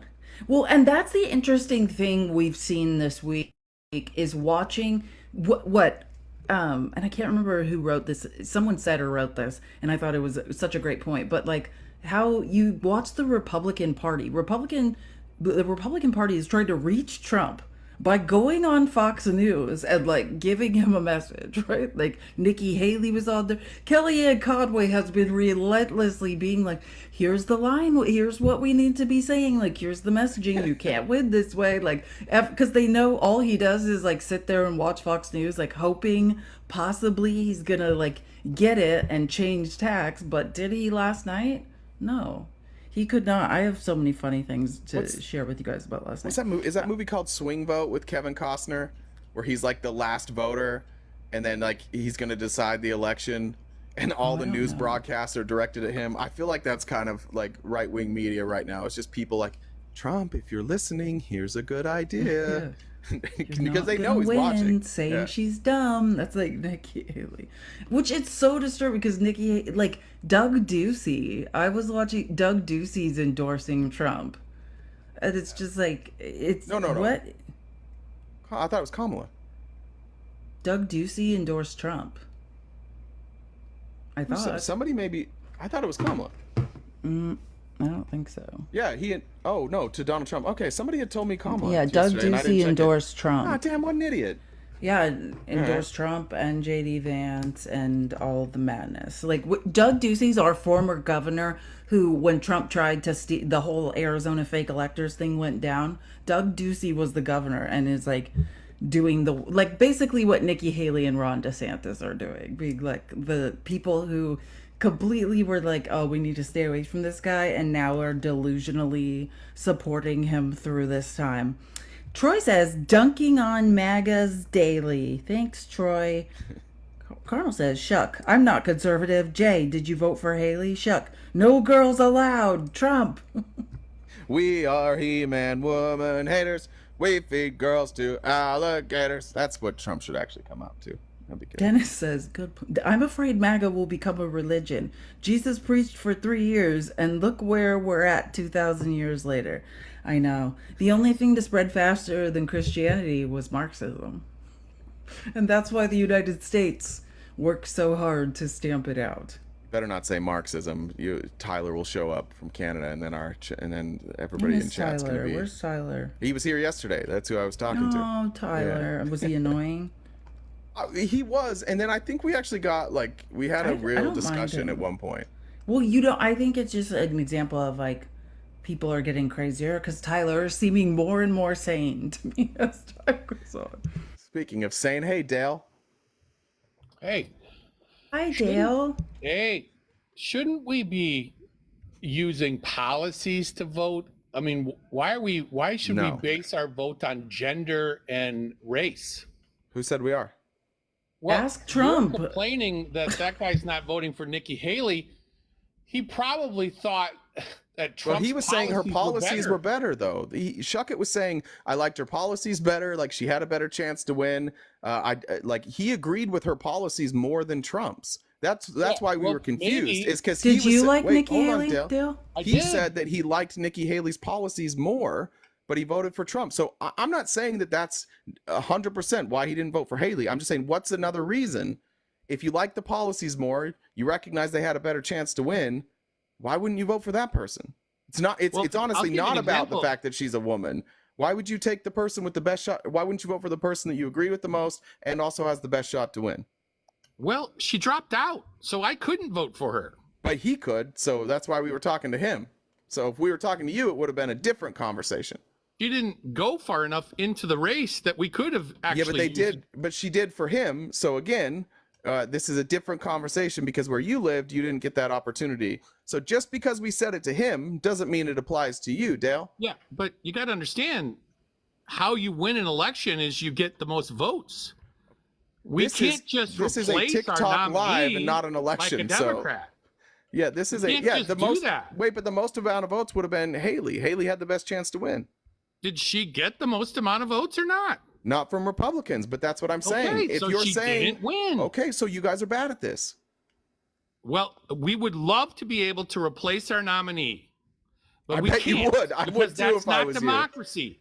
I know. That's I'm just saying. democracy. Yeah, I know. Your party doesn't want Nikki Haley, even though there's a better chance. No, we could dump Trump right now and replace her with Nikki Haley. No, we could force Trump out somehow. No, who? Oh, you couldn't. Who could force That's Trump the difference between the Democratic Party. I was Well, what talking if about Trump- this. what if I was someone talking about this convinced her yesterday with what if someone. somebody bought No, Trump wait, off? hold on. Let me just say something. That's the difference because Biden stepped down. Trump will not step down. That is the difference. Trump is out for Trump. If Trump was a real American, but let me just be clear. Yes, he did step down. Ask him. He's the only person that could have stepped down. He's the Why? one that gave Why? the speech. Why? I He don't was need to forced. ask him. I watched He was him give the forced. speech. Hey, Dale, anyways, this is not important to what we're talking Come about. on.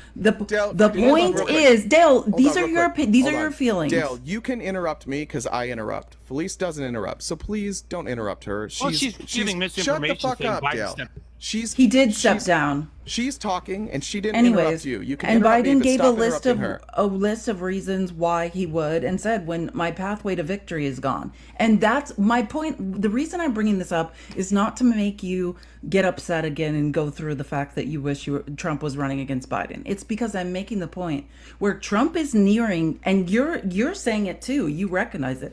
Trump is nearing the same position that Biden was in 4 weeks ago. The pathway to victory, his chance of winning this election is dwindling fast. And the question is, when that pathway to victory closes and it becomes clear, will Trump make the ultimate sacrifice and say, let's put in someone who could win this, like the Republican Party, the policy is most important?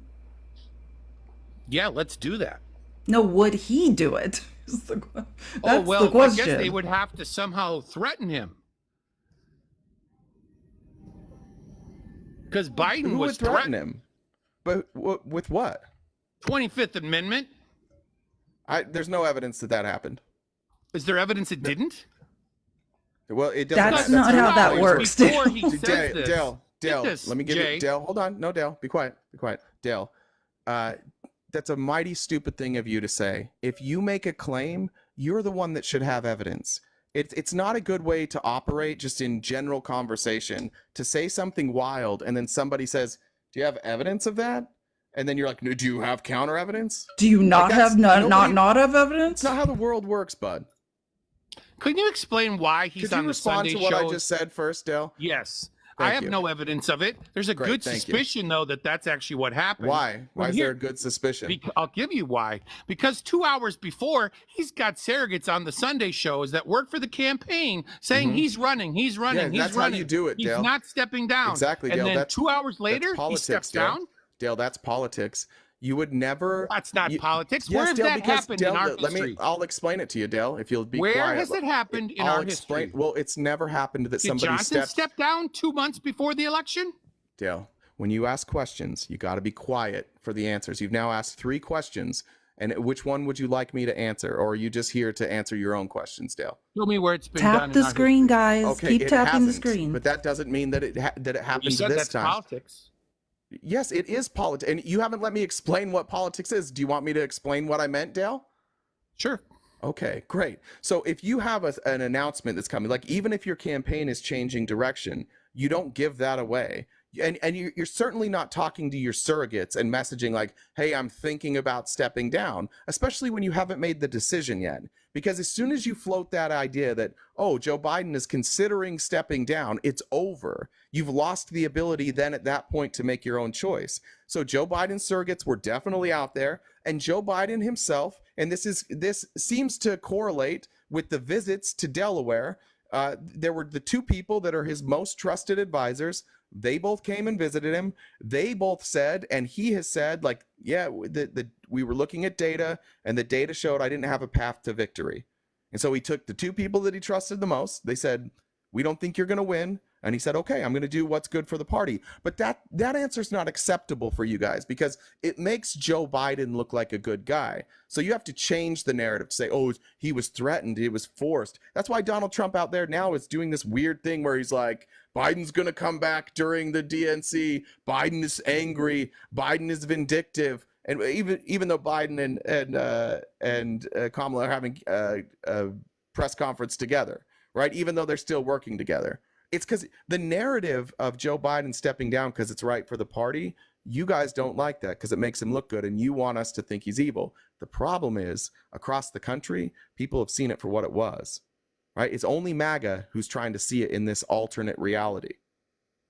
Well, we don't think Trump could win, so why don't we do the same thing? Because your party is dumb and you sold out to Trump. Because Trump runs the party. You gave all Trump the reins won't to leave. Trump. You can't get him out. Because he was elected. If Trump cared about you guys, about Was MAGA, Biden about the elected? move. Listen to me. If Trump cared about MAGA, yeah, he was. If Trump cares about MAGA, about the movement, about the policy, about moving the ball forward on what he's pretending he believes in alongside you guys, he would step down.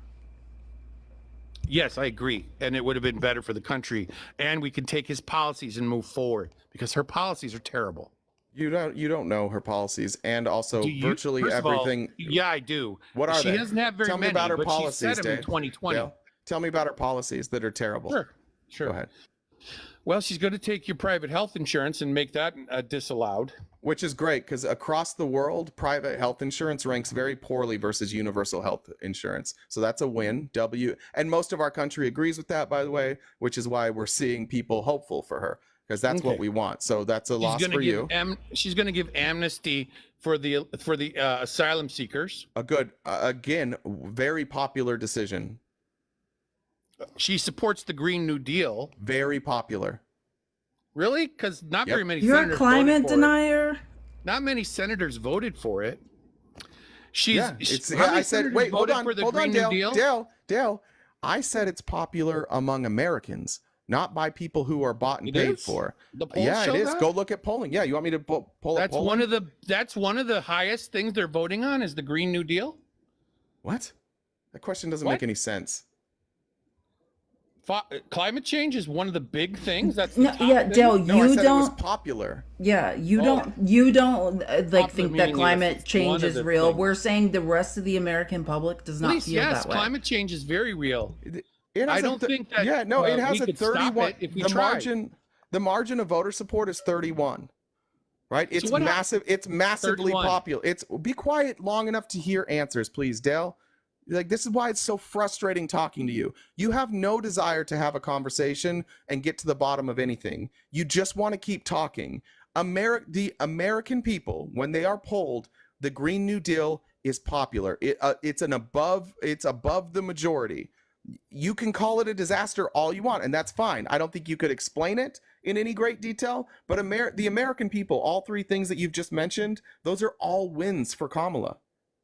Okay, so then when they put it up on a bill, it should have flown through and passed. No, because Americans don't vote for bills, which is why I brought up that the people that are voting oftentimes are paid by lobbyists and they don't want to vote against it yet. Or they come from like a swing district and they're like, I'm a little afraid that I might lose some support here. There's lots of reasons, but all I'm telling you is that the American people are who's going to vote in the president, not the Senate, not Congress. So when you bring up Senate and the Congress and we're talking about elections, I have to say to you, what are you talking about? They're not included. It's the It's like American common people. sense gun control, Dale. They It's put- an oh, yeah, 85. she does. Dale, it's support- like 2A. It's a good comparison is 2A, right? Common sense gun control is an 85-15 issue. There's no better issue. The American people want it, but when you look at Congress and who's lobbied by the NRA and who will pass common sense gun control legislation, that's a different thing, right? We're just Okay. talking about the American people. She's against fracking. But she actually says she's not going to do anything for fracking. So She's already said that's not happening. How come? because she can't get it done, probably. Well, Because why'd she change- Congress, again. Oh, so she flipped on that because she No, can't no, get she it didn't done. flip, brother. Saying that I'm not going to make What? something a policy agenda and saying that I'm not going to change anything. That's not flipping. That's reality, and that's the one thing that this team of Biden and Harris have been great at. They find the places where they can actually get stuff done, and they focus on that. It's not just like a wish list of shit that probably isn't going to get done, which is virtually everything Donald Trump is campaigning on. But you guys like that.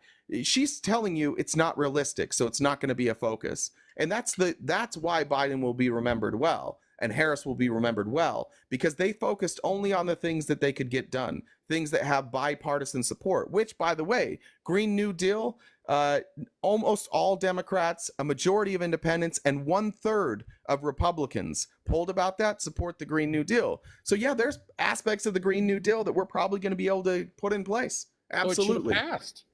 What's that? It should have passed when it went up. Okay. Do you know what the word aspects means, Dale?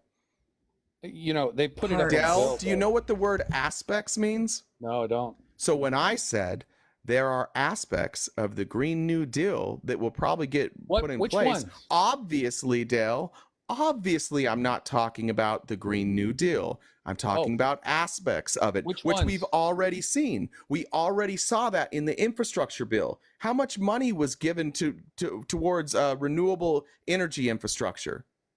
Billions of dollars. We saw that they've already started working on the Green New Deal. It's just that it didn't pass as it was, so they've got to bring it in piece by piece, as much as they can get in at a time, which they're doing, and it's working. And look at our economy. We're now back under 3%. Things are all trending in the right direction because Raise this the roof, administration everyone. saw what they that could mean get that we are done, and they better off? got it done. Okay, hold on. So the inflation's come down. The rise has come down for the prices. Yes. Does that mean that the working class is better off now? No, they still have to recover. It's still going to take some time. Oh, how do we do that? You don't know how we recover? No. How do we? Well, this sounds like a people right Republican. now Great can't news. I've afford got nothing. answers for you, Dale. I've got Well, answers for you. It do starts ya? with, it starts with incentivizing corporations to take care of their people. It could really, you know what would really help? Like one policy that immediately would lift millions of people out of poverty, Dale. The only one I can think of, by the way. Universal health care.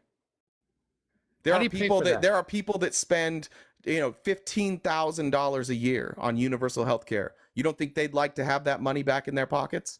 How do you And pay I'm for talking that? about the middle class, the people who would not be paying for health care. The people, How? or they would see very little increase in their taxes for health care. Oh, really? How Yeah, really. do you Yeah, pay really. for that? Well, you can head on over to Bernie Sanders' Medicare for All plan, and he can It's- walk you it's through, and he itemized can walk out. you through it. It's itemized. So that way, Dale, because I know you're not going to listen if I say it, you can go over there and you can read it. But there's different ways you can do it. By the way, corporations want universal health care because for a lot of corporations, it's a big drain. Except So for if the we corporations who have want to pay universal people health slave care, labor. They We don't have want universal health health care. care. It won't raise people's taxes. It will raise people's taxes, some people's taxes, but it saves them money. Dale, if you're spending $15,000 a year on healthcare, and then you remove that bill, and then you pay $8,000 in taxes, you're net positive $7,000. That's Guys, there's not a costing you PDF. more money. Sorry, let me just say this one source. I'm going to put this PDF. It's called Financing Medicare for All. It's part of the Bernie Sanders Medicare for All package, and I'm going to put this in the Discord for everyone. Do you think that the government runs things more efficiently than the private sector? Healthcare, yes, much better. Is And, Medicare and all the data in the world would prove okay. that. Do you want the is data? Medicare want the Medicare in data? good shape right now? Better shape than private insurance. No. Is it Yes. funded? How it's Absolutely. completely funded. Absolutely, Medicare is completely Medicare's funded. in better shape than private insurance. Medicare's not going broke. No. Oh my God! You have anything to back that up? Wait. Where's your source, Social Dale? Security going broke? No. Wait, watch this. No. You Social mean Security's not going broke either. insolvent?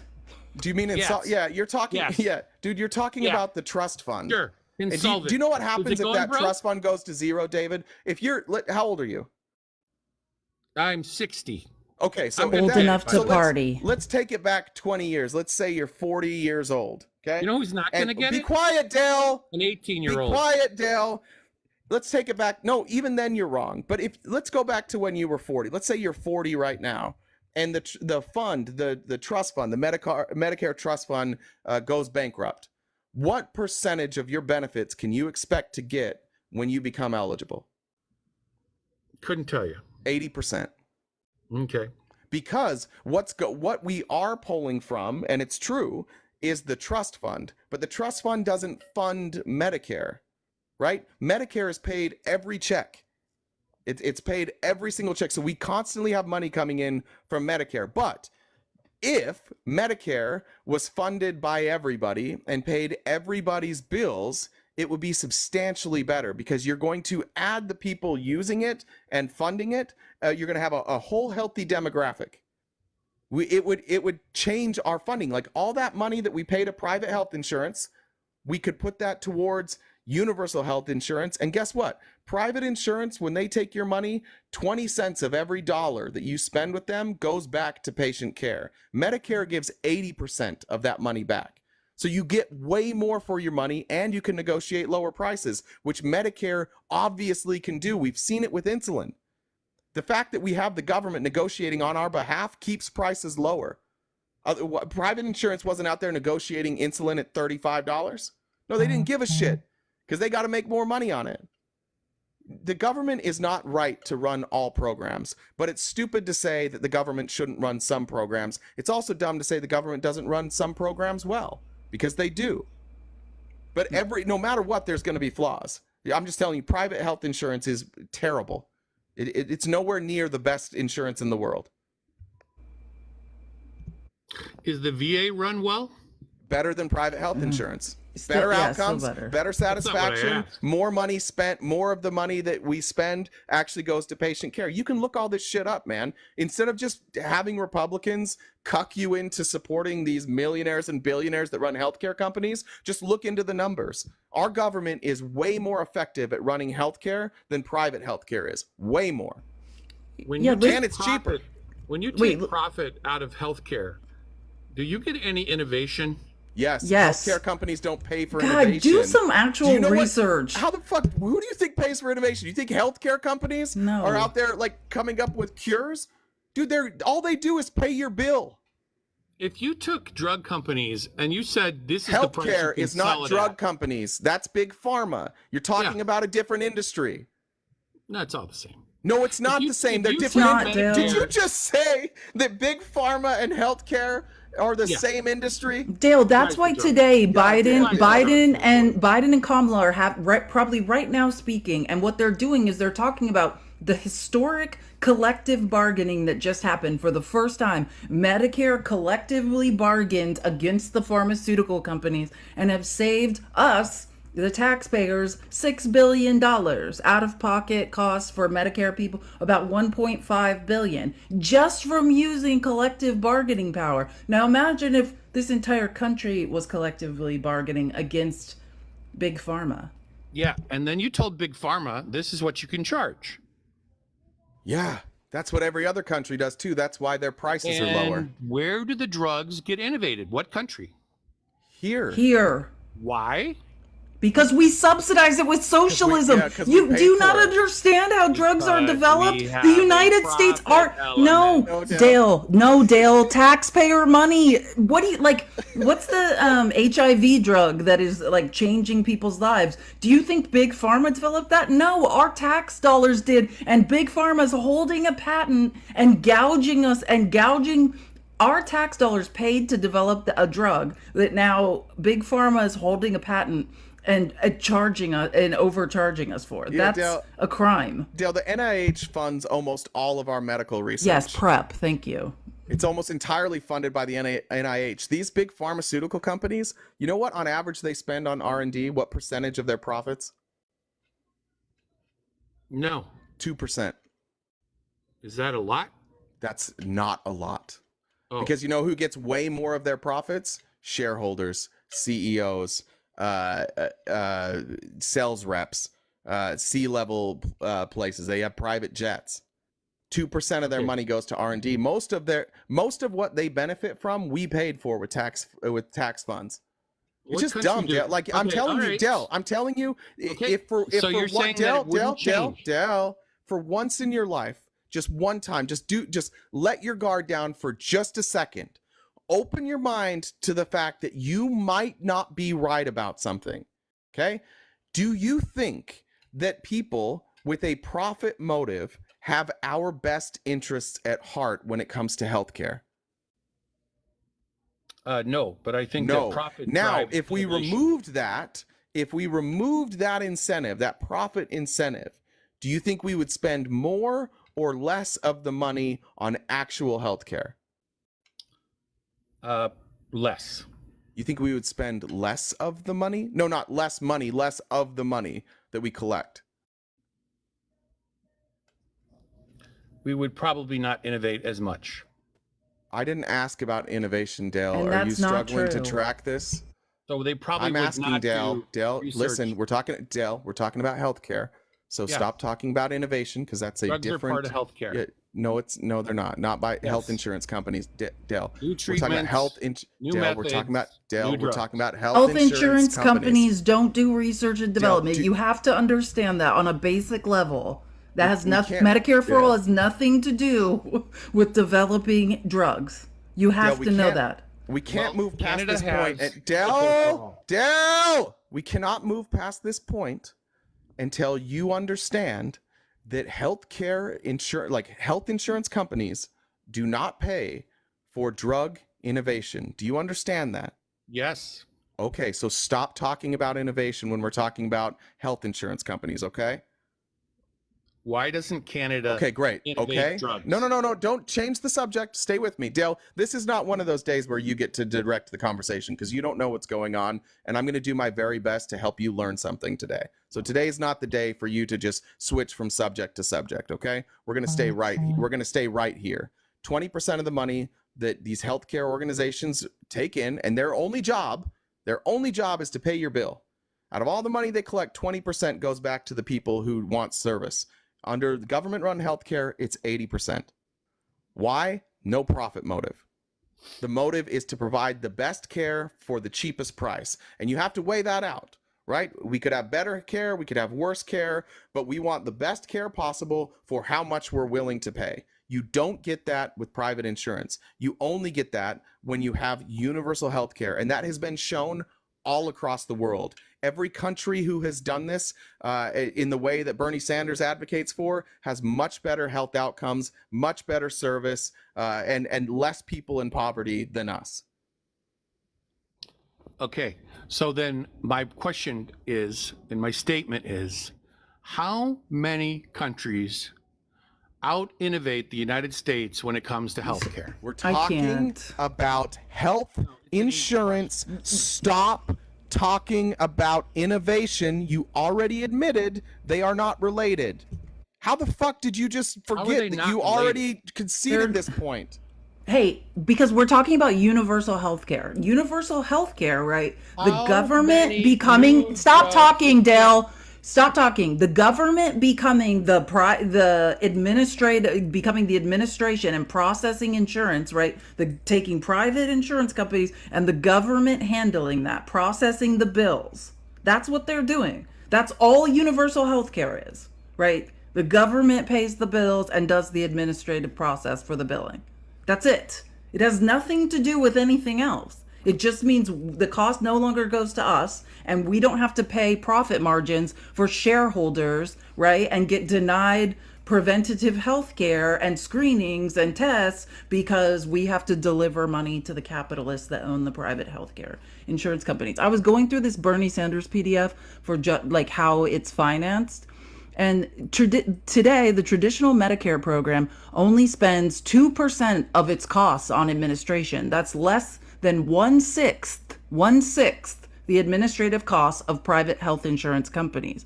Another study released by PERI at the University of Massachusetts found that Medicare for All could reduce total healthcare spending in the U.S. by nearly 10%, resulting in more than $5 trillion in savings. This is cheaper, and it makes more sense.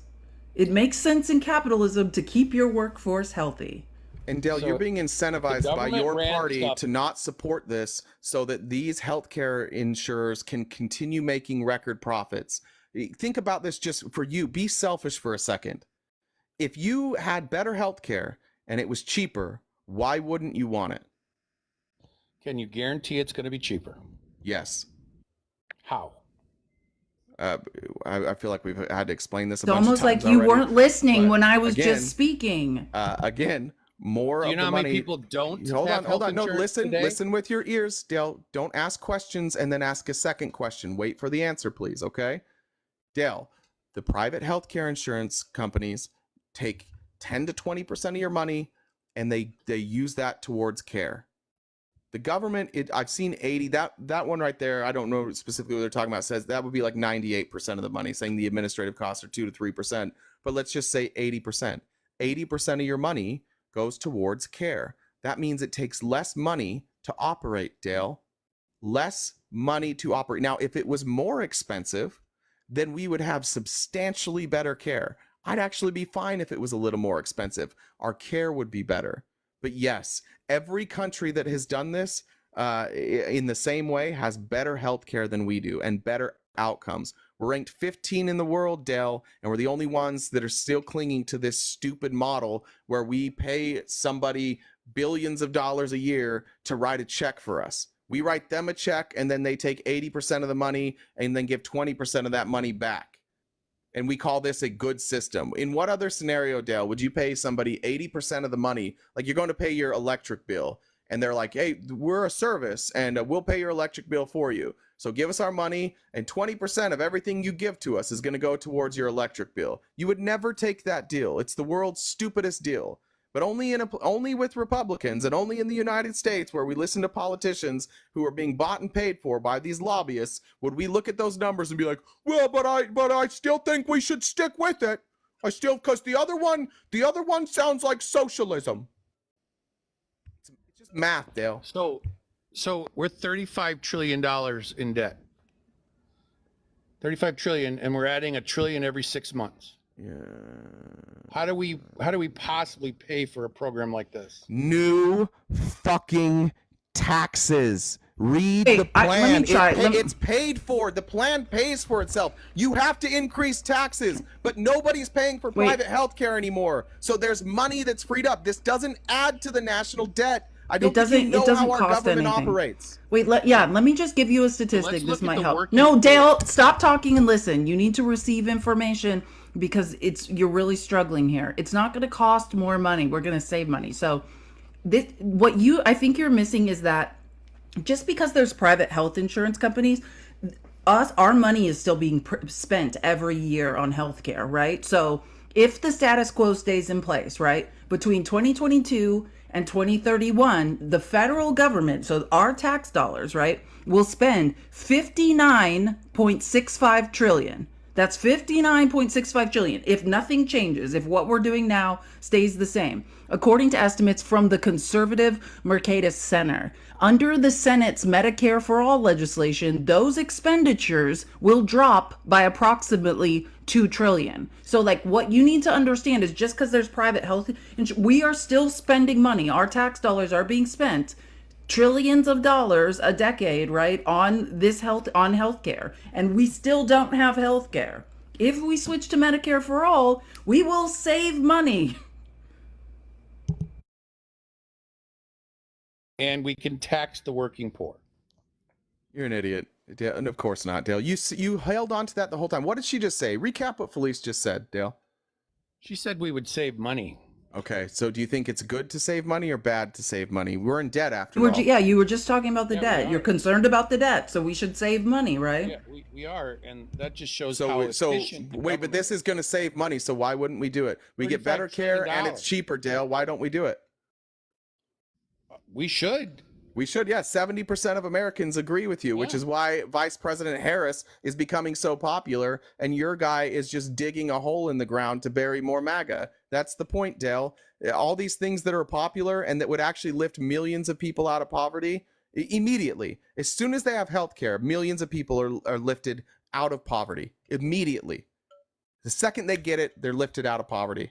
The second the middle class gets it, that's an immediate tax break that they're seeing on their check every single week. And They businesses stop getting don't have to insurance pay for taken it. out of their checks. We're And helping. businesses don't have to pay their share either, right? Immediately, the people who desperately need a break would get a break. This is more than just healthcare. It frees up billions of dollars that can be reinvested in the economy. This means that the people that have been saving up and can't afford a $500 emergency, maybe they can now because they're saving all that money. There's a ton of people that don't have health insurance. No shit, Dale. These are called averages. So the numbers that we're Because they polling can't are afford it. Dale, the numbers that we're polling here include that. So the amount that we're spending if we got rid of all the people who don't have health care, that would increase right? So we're saying because the average person would pay more than that. So we're taking in everybody, even the people that aren't paying. The average American, you take how much we pay, you divide it by the population, right? And obviously you're doing working people that have jobs or are paying for healthcare, and it's way more expensive. There's That's no the scenario, point. Dale, where this is a worse option. Because people aren't covered, like you're identifying the problem, but you're not understanding it, right? Like, yeah, a lot of people don't have health care. That number, right? If the status quo stays in place between 2022 and 2031, the federal government will spend 59.65 trillion on health care. That's because people are uninsured, right? That's part of that, right? That is the number that we're going to spend, regardless of whether people have private insurance or do not have private insurance. Our tax dollars from 2022 to 2031 will be 59.65 trillion to this. And considering it to insure everyone in this country under Medicare for all will save $2 trillion. If you break that down by like who's going to save the money, it saves businesses on average $9,000 a year in healthcare costs. It saves the typical middle class family $4,400. And then you obviously we don't have like the health tax expenditures. These are real numbers, Dale. This is real relief for real people. And not only that, but they also now get to go do regular checkups.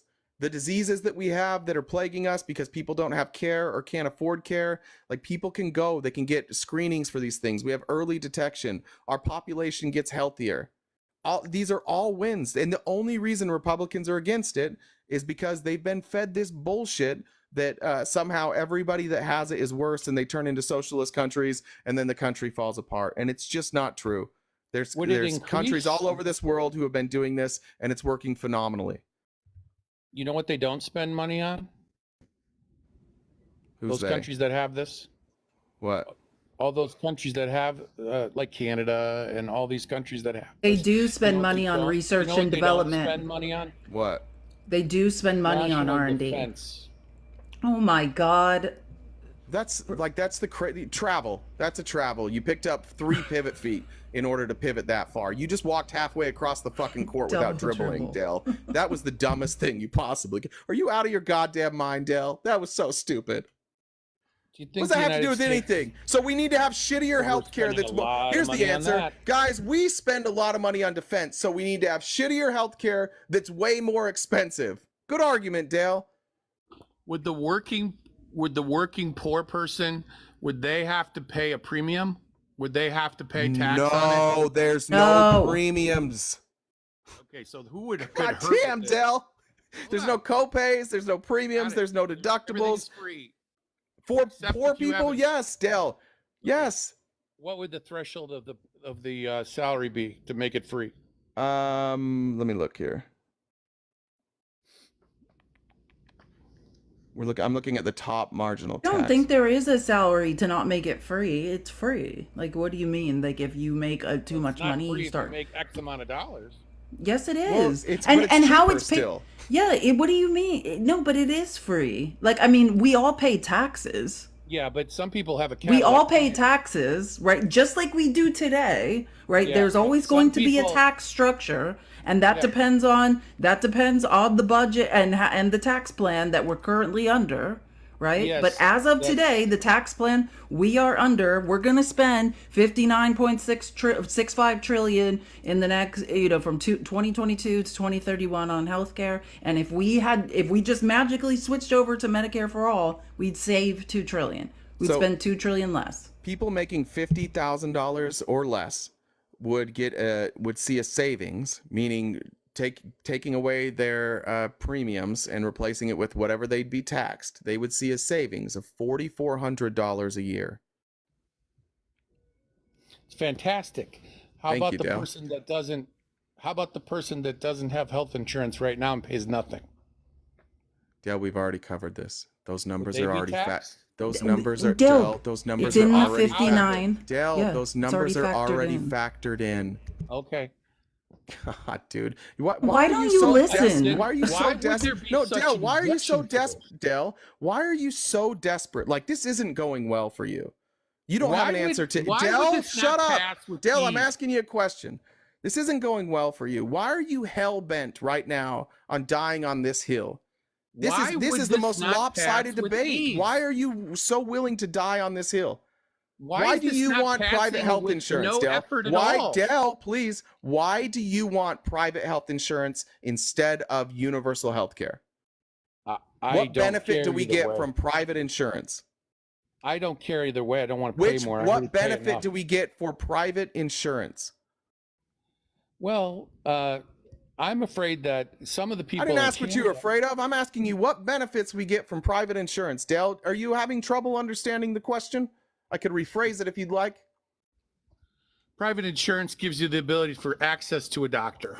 And this gives more access to a doctor because private healthcare insurances have networks and you have to stay in network. Maybe. There's in network and out of network. And in this scenario, there is no network. The entire United States is the network. Dale, no doctor is going to say, I'm not taking Medicare for all, because they'd go bankrupt, because the other option is cash pay. And people aren't going to be able to afford cash pay. This doesn't change how much doctors, in fact, probably saves doctors money, because they also don't have to provide health insurance. And they Right. also are negotiating, like they're with the government. They're not dealing with these profit monster health insurance companies who are trying to nickel and dime them at every step of the way. And then these doctors have to hire teams of billing experts just to fight with the health insurance companies. It's probably going to save doctors money. They're going to be better off probably. The uninsured people, Dale, our tax dollars are paying for them now, right? Like, you understand that. Just people without insurance now, we are paying for them. So, But do you really receive that? Do you understand This that should pass. 59.65 trillion? We, explain the to me why taxpayers, it's are not paying for passing. people without insurance. You think because someone doesn't have insurance, they don't cost any money? They do. They end up in emergent care, the most expensive type of care. That's why countries with universal health care save money, because they're doing preventative care. The most expensive type is when you catch these things too late and people show up in emergency rooms. We are paying for uninsured people now. yeah. So explain to me why this isn't passing. Because of people like you. lobbyists. Look at what you're doing right now, Dale. You think it's communism, because capitalism, because billionaires are like, I'm a shareholder and I want to collect my pay. I want to collect my surplus off of, a random industry that never needed to be privatized in the first place. Yeah, the insurance industry shouldn't exist. Where's the incentive for the people that are passing the laws? They have great health insurance and they're not paying for it, right? They're all doing great. They have lobbyists who are coming to them like, hey, don't worry, like, we're going to give people better health care we're on board with you guys. Like, we want to have a better, more fair system. They lobby them and they're like, oh, we trust these people. Plus they're paying for our campaign and they vote them in. Yeah. They're not struggling, Dale. Like, So I think it's silly. I think it's silly that, like, you of all people, you of all Dale, please wait. Please wait, Dale. I just think it's silly that you of all people suddenly thinks that, like, Congress is the barometer of truth and what's right. Like, you keep leaning back to, well, why didn't it pass? And it's because of you, Dale. It's because when confronted and where you're so obviously wrong about everything, you still can't bring yourself to change your mind because you're too proud. And that's what we have. We have a bunch of Republicans who don't want to admit that they were wrong, and then they're getting funded by big pharma and the health insurance companies, and they're like, yeah, no, it's fine. Everything's fine. Well, if we can guarantee that it'll work better and we'll have better outcomes, I don't see the problem. Well, every other country that's doing it this way is doing much better than we are. We've got case study after case study after case study, decades of data that we could pour over, and we have poured over. It will be better. But we need Republicans to stop being scared of the word socialism for just a little bit so we can get this pushed through. And then you guys can thank us later. Pass it on their own? What? Can't Democrats pass it on their own? You know about the filibuster? Dale, you can answer that question. You understand how the Senate works, right? You understand how the Senate works? Yeah, but aren't we going to eliminate the filibuster? Wasn't that one of her policies? Now you're just pivoting to the filibuster? Yeah. Do I think that's How do you feel about the No. filibuster, Dale? Do you support it? He does now because they're going to lose. Yeah, he loves it now. Yeah, because it blocks the Democrats from pushing legislation through. Yeah, he loves it. Why? Yeah, I do know why. Why? Yeah. Protects the minority. What'd you say? Protects the minority in power. Otherwise, the majority just runs roughshod over the entire thing. What happens when majorities run countries? What happens to those countries? Sometimes you have really great outcomes. It depends on who's running it. Pretty smart with this, actually. When is a time where a majority? If the popular vote ran in this country, we'd be doing a lot better. We've had multiple times where one party controlled Congress, the Senate, and the House. Where was the time that it got out of control? Even before pre-filibuster, Dale. Give me an example of a time. Dale, please just listen to the question. Dale, gotta mute you. Sorry, Dale. Sorry, Dale. You have a problem. In the middle of my question, you start answering. So let's just wait. Dale, tell me a time in history pre-filibuster when one side of the aisle had control of the presidency and Congress, and it got out of control and our country collapsed. Could you give me an example of that, Dale? No, but I can you tell cannot. you that. Okay, then I don't care about what has happened in other countries that are not our country because that doesn't apply, Dale. What happens usually to countries what happened to Rome?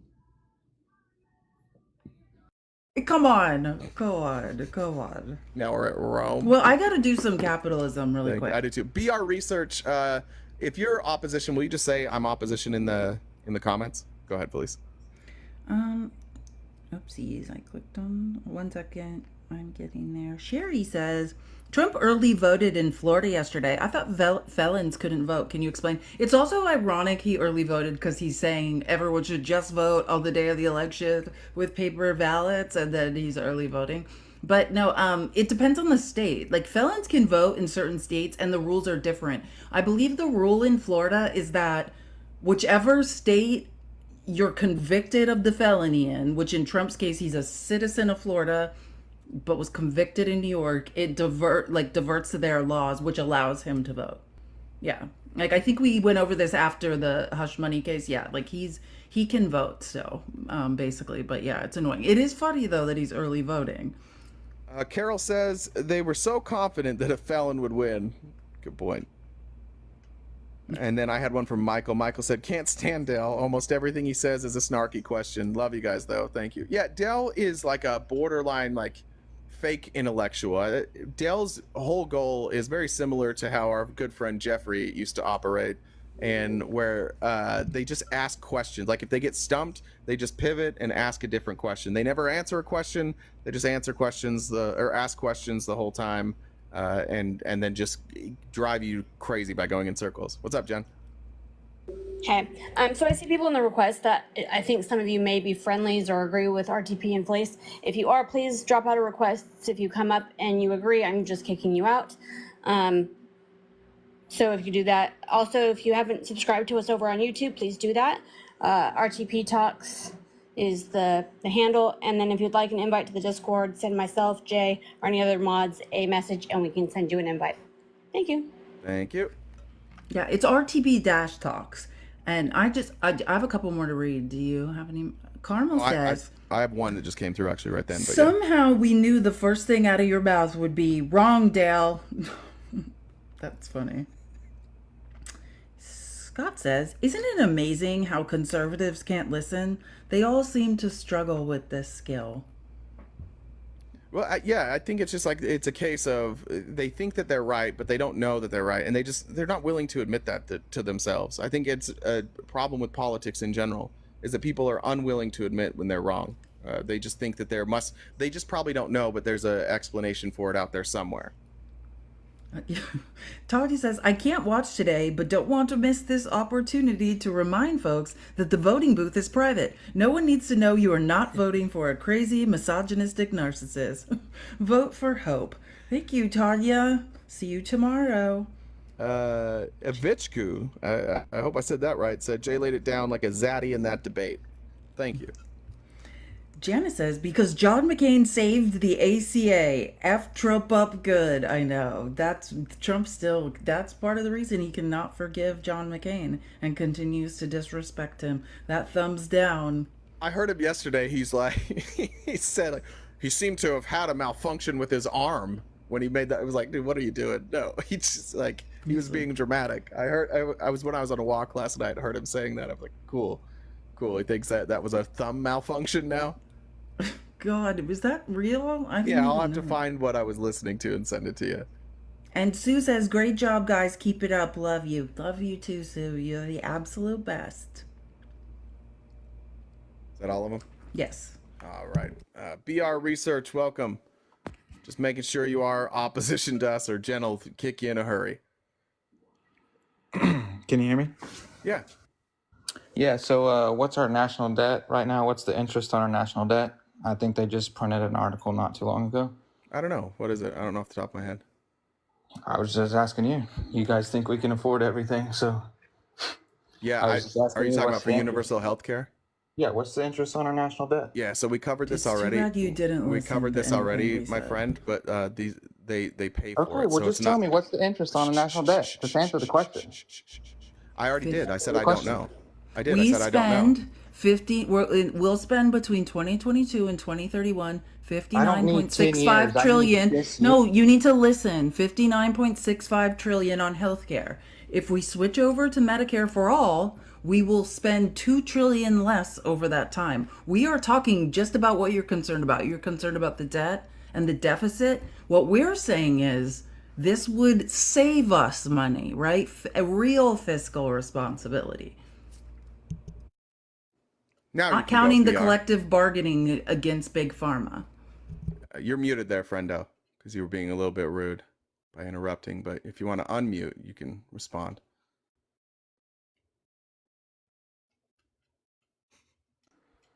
Yeah, I mean, I guess it's just hard for you to answer the question. All right. Anything else? I was just asking. So again, with Medicare, for all the people not for BR, he's struggling to really understand. If we can't get past the but national again, debt, we can't get Medicare for all, Bernie Sanders' Medicare for all bill that went through the Senate, that was introduced in the Senate, saves us money on our federal health care expenses. The money our tax dollars will be spending, the Medicare for all plan would save us money, not to count, what we're paying for our personal private insurance. But we would save money. Any other questions there, BR? You can unmute now. You're muted there, friend. You're gonna need to unmute. And since you're worrying about adding money to the debt and not saving money, you must have a lot of problems with Trump's economic speech he gave last night. Sure, they're all adding $8 trillion. I just don't know how you think you're going to afford socialized health care when we're adding $1 trillion every quarter. It's almost like he's not understanding. Can you try again, Jay? Jay, you're a man. Say it. He'll listen when you say it. Okay. Just try again. If you want it, because the national debt is tied into taxes. Great, thank you. We understand that. Look, all spending potentially could lead to the national debt. The problem that we have with spending is we don't offset it with taxes. When we have new spending, it's fine to have new spending, but it needs to be offset by taxes. The problem that we have here is that this plan is offset. It explains how it's paid for, which means it's revenue neutral, which means it's not going to add to the debt, right? The problem is that we have other programs that are not revenue neutral, and those programs need to be adjusted to make them revenue neutral. But regardless of what you're saying, Donald Trump wants to increase spending while cutting taxes, and that will explode our national debt. So look, if you're looking for a candidate who's not, hold on. If you're looking for a candidate who's not looking to spend, I don't know who you're going to vote for. There's nobody that's not going to spend. Sure, but there's only one candidate that wants to cut the federal government in half and the spending that's allowed. No, there's not. Yeah, there is. No, there's not. How's he going to cut the federal government in half, my friend? How's he going to do it? You think the president can just do that? Vivek already explained in clear detail how we're going to do it. Vivek hasn't explained anything in clear detail ever in his entire life. There's the people who haven't done a press conference since electing their nominee. Have you done a press conference? Have you done a press conference? Not even Have you done a press conference there, friend? Okay, well then you got to shut up too. You got to shut up too then, because if you haven't done a press conference, you also need to be quiet. For Kamala. Brother, what are you talking about? Calm down, dude. You are all over the place. You're all over the place. You're losing it. Calm I know, down. because you can't even talk about I'll mute it. Let's talk about one thing at a time, please, sir. Like, just try your best to stick on one subject. Just on one subject. Wait till I'm done speaking, and then it's your turn. Okay? Can we stay on? I'm not done. Oh, wasn't done yet. Stay on one subject. Would you like to stay on universal health care? Shut up. Last chance, pal. Last chance. Last chance there, pal. All right. Have a good day. MAGA is angry. By the way, BR research. I bet you convinced a lot of people there. Keep coming up with more MAGA callers like that, and watch this lead by Kamala keep expanding. If you guys are like, nobody is more afraid of having a real discussion about like topics that have data points than MAGA. Like we're just witnessing it back to back. And look how mad you get, BR. Life is not that bad, my friend. You're gonna be okay. Settle down, have some conversations with people, go out, get some sunshine, drink some water. You can do this. It's crazy. I mean, it's wild. Trump did not drain the swamp, right? Like Trump didn't do anything. Trump didn't reduce the size of the federal government. Like, what are you? It's delusional. You guys don't even know what you're talking about. You just hear talking points and parrot them like they're true. Trump brought Goldman Sachs into the federal government. He's like, hey, you know what makes this really great? Let's bring Wall Street and just put them in the treasury. That sounds like a great idea. Kimmy says, knock, knock. Who's there? Dummy. Dummy who? Dummy Dell. Sorry. It's not, listen, it was surprising. I don't think it was the best joke, but it was effective. I do like jokes that like don't really have a punchline. You know, it's just like, you're dumb. Avitsky wants me to know I said their name right. However, I don't know if I said it right that time. And then Wasn't Me says, what's a French bulldog with a bad attitude? What? Pugnacious. Pugnacious. Josh says Trump didn't even participate in his primary. That's a good point. Back-to-back primaries, by the way. 2020 and now this, and 2024, he did not participate in the primaries. He just, you guys are like, we're going to vote for you no matter what. And he's like, cool, I'm going to golf. He just sat around and golfed while you guys voted for him. All these other Republicans who were really trying to like advocate for real policies are out there busting their ass on the campaign trail, coming up with real policy prescriptions, trying to convince people. And Donald Trump just sat there and golfed. And you guys are like, yeah, well, yeah, we think he's got it. He's got it together. He's doing really well. This is our best chance to win. No, I'm with you. Help me figure this out. Levante says, hi, do you have any opinions on leftists turning on Kamala / voters because of watermelon emoji conflict? Melon conflict? I'm just confused. I mean, I assume we're talking about Gaza. Yeah, that's what I assumed too, but I wasn't sure. If we're talking about watermelon Palestine, is that a symbol for Palestine? Oh, Palestinian. Is that a symbol? I don't know. I didn't know that either. Everyone's like, but that's what okay, well there you go.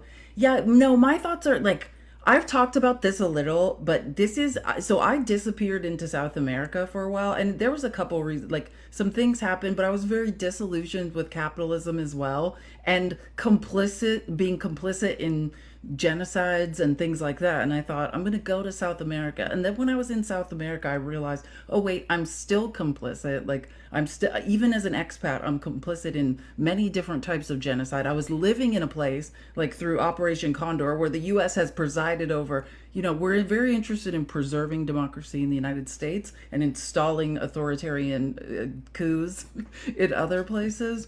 And so, like, my thought is that if you have a problem with genocides, don't choose just one genocide. Like, right? We have genocide after genocide after genocide after genocide on our heads as American citizens. You can wake up to all of them and you can try to disappear into South America where you're no longer participating in capitalism and consumerism and you're away from the American government, but you realize even then you're still partially complicit. So, like, I do find it very weird leftists who are like, hey, I just heard about this one genocide for the first time. I'm going to ignore the other hundreds upon hundreds of genocides Americans and American consumers are responsible for. And I'm going to isolate this one, and I'm not going to vote, or I'm going to vote third party because of it. It doesn't make sense to me. And I am someone who tried to disappear into South America to avoid what I saw was being complicit in things like G-side. Look, these people who are struggling to vote for Kamala because of this, I 100% understand that, and I think they've done some good. Like, they have definitely changed the narrative in this country. We're definitely a country who isn't just like, yeah, let Israel do what they want anymore. It's swung some moderate votes. I think they're doing a great job. I would never tell anybody how to vote, but if you're a single issue voter, you're going to be consistently disappointed. Right? That's going to happen most of the time. Every time I've ever went into the voting booth, it's been like, all right, which one do I think is closest or is going to give us the best outcome? And yet you have to weigh all that together. So I don't blame people. I hope that they stay loud. I hope those that are fighting for Palestine on this app, on other apps, on the news, out in the streets, I hope they don't stop fighting until we have a solution for this. But I would also just, I guess, advise, if you're going to vote on that one issue, you've got nobody to vote for. And you may wind up in a situation where things get worse for you if you don't vote for the right candidates. If enough people don't vote for the right candidates, it could also, like, other things could get worse for you. I just want to be clear. I support everyone's right to dissent. Like, I think the uncommitted votes and protests, like, I support all of that. I'm just talking about, like, for me, it's a bigger issue. America's, like, everyone needs to study history. We've erased our history of, we are complicit in genocide after genocide after genocide. And I think we need to acknowledge all of it instead of pretending one genocide has happened and we need to stand on this one, right? Like, there's major overhaul and changes that need to happen, both in system and out of system, to change the way American consumerism is gobbling up natural resources and exploiting people's labor and leading to G-side. Yeah, all of that. Here's our friend Kaner J. What's up? How's everyone doing? Man, welcome back. Thank you. Hey, so healthcare, I was listening to the guy before. And I actually listened to the Theo Von Bernie Sanders interview. Did you guys hear that? Yeah, it was good. Yeah, so it was pretty good. So you did one too. Rogan's was really good. Yeah, and you start to listen to it, and if you, it makes a lot of sense if you just leave it there, of what he's talking about. But I'm going to bring up, like I did last time, I'm going to bring up some points that are the cons of it. And have you give me your perspective on this to try to persuade me in the other direction. So, first of all, let me just list them off real quick. So, and this, I don't know if these are true or not, but this is what the cons are. Longer lines, having to wait longer. Canada's the worst of it. So hopefully if we do switch to this, we don't use Canada's model when it comes to, how they're handling it. Doctors and healthcare workers would be paid less. My taxes would increase on this personally, and I'm okay with paying a little more taxes if it's helping everyone and it's not absorbing it ridiculous amount of money. But I'm not gonna die if I have to get taxed a little bit more. But that is a negative, I guess someone would bring up. I've read something that 1.8 million healthcare jobs would be no longer needed, and may lead to the quality of the care may go down somewhat. And then if you think about it, there may be doctors that may not go into the field because of that, because it's not as lucrative, or it's a lot of work to become a doctor. My father-in-law was a retired doctor, and he had to do a lot. He came from Pennsylvania with nothing, put himself through school, and did a lot to become a doctor. And I don't know, people would be incentivized to do that if they went to Universal. So just to address that, one, we're not trying to replicate Canada's system. Canada does have long wait times. So do we. I've used this example many times, but my dad with stage 4 cancer had to wait 5 weeks to start treatment because they were arguing back and forth with the healthcare provider. Right, so it took 5 weeks because you have to get these like big surgeries that has to be approved by your insurance first, right? So we don't have the shortest wait times. I could pull that up. Maybe Felice is pulling it up now. Doctors being paid less. Data on it. That I'll only put really that only exists. about this. You do? Okay. Doctors get paid less in countries where the doctors are employees of the state, right? But in Medicare for All, we're not advocating that the government employ the doctors, so they would get paid the same. They still charge what they want to charge. It's still a private industry. Yeah. You said taxes increase. Yeah, taxes increase on very few people, but yeah, there will be people who have a tax increase. But do you have health insurance now, Jay? I do. How much do you pay for that? We pay about $1,000 a month, I think. Okay, and your at most, depending on what bracket you're in, you might go to your taxes could go and up 7%. I think is what it is. Would that be so? Is that more or less than $12,000 a year? I don't. My phone is my calculator. That's all right. Well, you can do the math on yourself. So maybe you'll pay a little more, maybe you won't. But it's entirely possible you'd save money depending on where you fall in that tax bracket, right? Because you're not paying health insurance premiums anymore. And either is your business, they may pay like 7.5% tax depending on what type of business you're in. But on average, they're going to save money too. So the only people that really pay more are the super rich. If I did 7% of my income. And I think it would be, is that right? Is that would be $7,500 more a year, but if you're in the very top tax bracket, yeah, okay. Plus no deductible too, so you have to factor in your deductible too. Not only your premiums, but whatever your deductible that you need to meet before it kicks in, you got to factor that in too. Yep. Right. So if you have a $10,000 deductible and you pay $12,000 a year, plus then you have medical emergencies, now you've paid $22,000 a year. It's likely that you're going to pay that person's definitely going to pay more than what they'd be paying with universal health care. Do people that are against Bernie Sanders, or that are logical, disagree with what you're saying on it would cost us less? Is there someone other than Bernie Sanders? Is there, who are the people saying it would cost us less? Where are you getting the... Most economists, I've seen ranges anywhere from $8,000 to $12,000 a year. They think it would cost the average American. But even now I'm trying to remember if it was, who's the Heritage Foundation? Was it, I think Heritage Foundation, but that sounds wrong. One of the other right-wing think tanks, their number was $8,400 a year. So even right-wing think tanks have said yeah, this is cheaper. But they're against it still? Yeah, because Republicans are afraid of the word socialism. Honest to God, this is, of all the arguments that we have, lobbies. This one's the slam dunk. Is it a slippery slope theory? What'd you say, Felice? I said, Republicans have to defend private insurance. They created the industry. It's about privatized profit. It's just they're protecting capitalism. Is it a slippery slope theory that if we go to this, we're going to go other social programs? Is that what the problem is? Yeah, it's called a slippery slope fallacy for a reason, though. Right? It's true.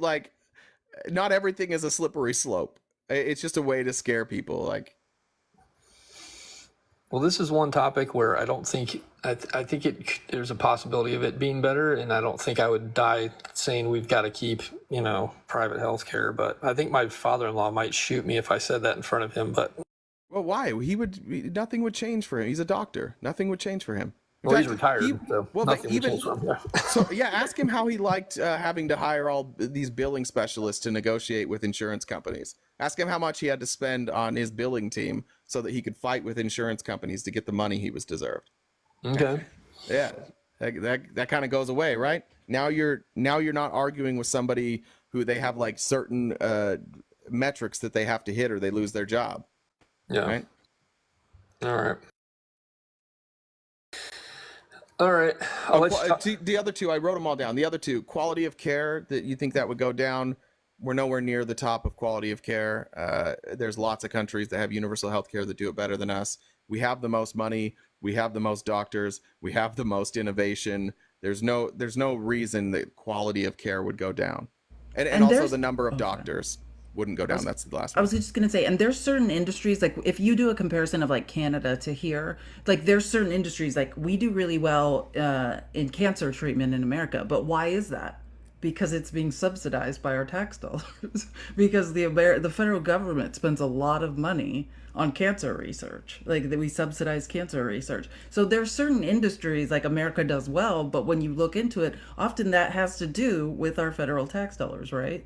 Like that number, think about it. We're going to spend between 2022 and 2031, 59.65 trillion.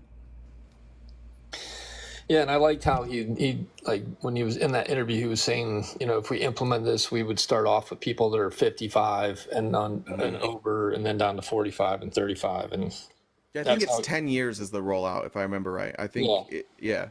So 65 is now Medicare, so it would go down to 55 basically. If you're 55 or then 45 every year. I don't know if it was every year or how many years it was. I think it was every year they were going to add the next group in.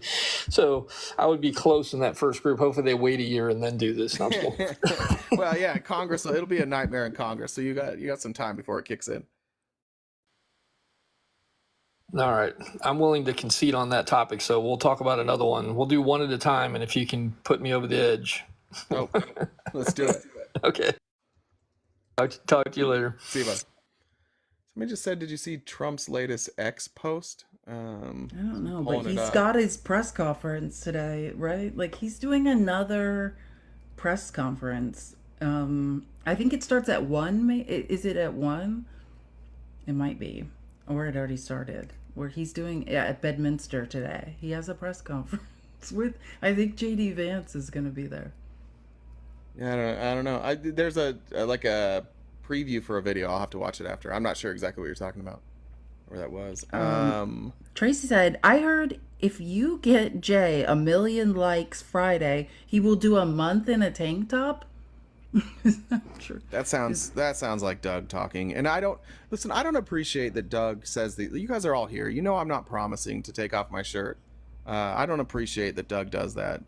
Doug sends me DMs before the show and says like he sets these goals to take off his shirt. These are not my goals. I'm not making this stuff up. This is just all Doug, and now he's trying to put it on me. Jay says, "Hi, Felice and Jay. Please tell me it's not true that Trump is selling assassination attempt sneakers." Oh, it's true. Is it? It's true. Yeah. Are you talking about the white ones? There's yeah. Hold on. I'll pull them up. Where are they? Yeah, they look like the gold ones, but they're white, and then they have like the red, white. Oh yeah, blue. he was planning these before July 13th, though. And it says fight. Yeah, he was developing these prior to July 13th, though. I will say, because he put out a video of them being developed in a factory. That's how I knew they were white, like back in May or something. Yeah, they're beautiful. I see Sweet Pea and Ellie. I think Ellie, you're a team member, so I doubt it. Sweet Pea, are you opposition? If either of you guys are not opposition, hop out real quick, and please come back tomorrow when we do Friendly Fridays for the last hour and a half of the show. Felice, do you want to jump to a story? Box is looking fairly empty. Yeah, well, first of all, since I have this story, oh, well, actually, I need to check what number it is in the outline, but I should probably mention this. It's 17 in the outline. This is just about the Arizona Supreme Court. Like, it just was officially announced that it's official that the abortion will be on the ballot in Arizona, even though, I mean, we've had the signatures for a long time, but I believe Monday it was just officially announced. But do you guys remember how it was talking about Florida and how abortion's on the ballot there? And DeSantis put in this crazy language that's like, if you approve abortion, it will drain like the finances of this state and money could be, like it's basically just to scare people out of voting for that. Well, yeah, the Arizona Supreme Court reversed, these are the Arizona Supreme Court is very conservative right now. These are the people that said, now that law's lapsed, the pioneer abortion law can go into effect. Reversed a lower court ruling and will allow a description of an abortion rights ballot measure that is sent to voters to include the phrase unborn human being. Just to make you feel like really like an unaliver right before you vote. You know what I mean? Like, that's where we are. You know how like every once in a while, one of those scam letters will make it through your filter that they're like, I'm a king in Nairobi and I wish to send my money to the United. I need somebody to like get my. That's what most of what Republicans do now. They're all like debunked email phishing scams that we all know, but Republicans just keep trotting out the same thing. Like they trot out the same tired old fear-mongering bullshit. They've not adapted. They haven't adapted to like what Americans today want. They think that they can be convincing, and I think it's hubris. And I think that this happens a lot with politicians. I think that they think that people agreed with them because they were convincing. And they don't realize that what's actually happening is they're saying things that those people already think, and it's just confirmation bias. And so now that like they're trying to reset us, to take us back, to go back to these old talking points, but America has moved on, and they think that so many of these ideas, we're not going backwards. We never do. We never go backwards on these ideas. That's why in red states these abortion laws are passing. Every time we put it on a ballot, it passes.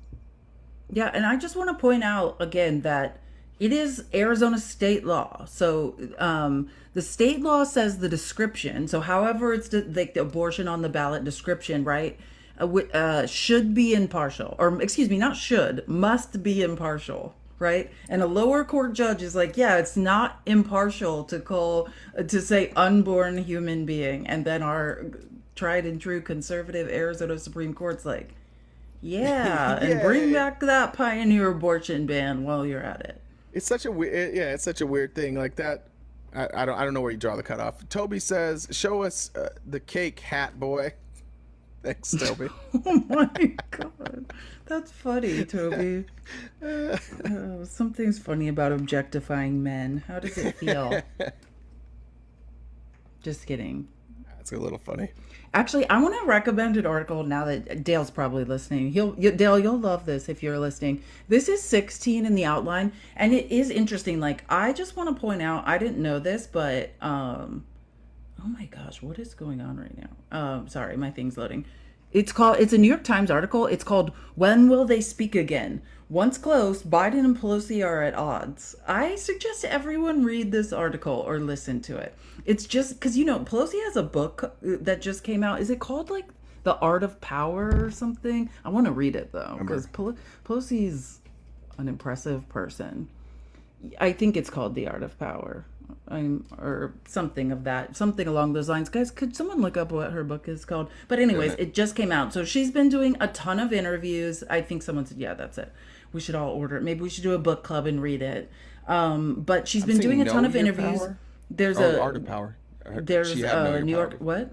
Yeah, it is Art. I said Know Your Power, but that was a previous book. It is Art of Power. I was right. Okay. Yeah. Got it. Anyways, so So she's been doing book tour interviews and things. I guess she had another interview. I have not read this one, but I guess because this article is referencing some interview in the New Yorker, and Pelosi is basically admitting, and this is the interesting part, that they have not spoken.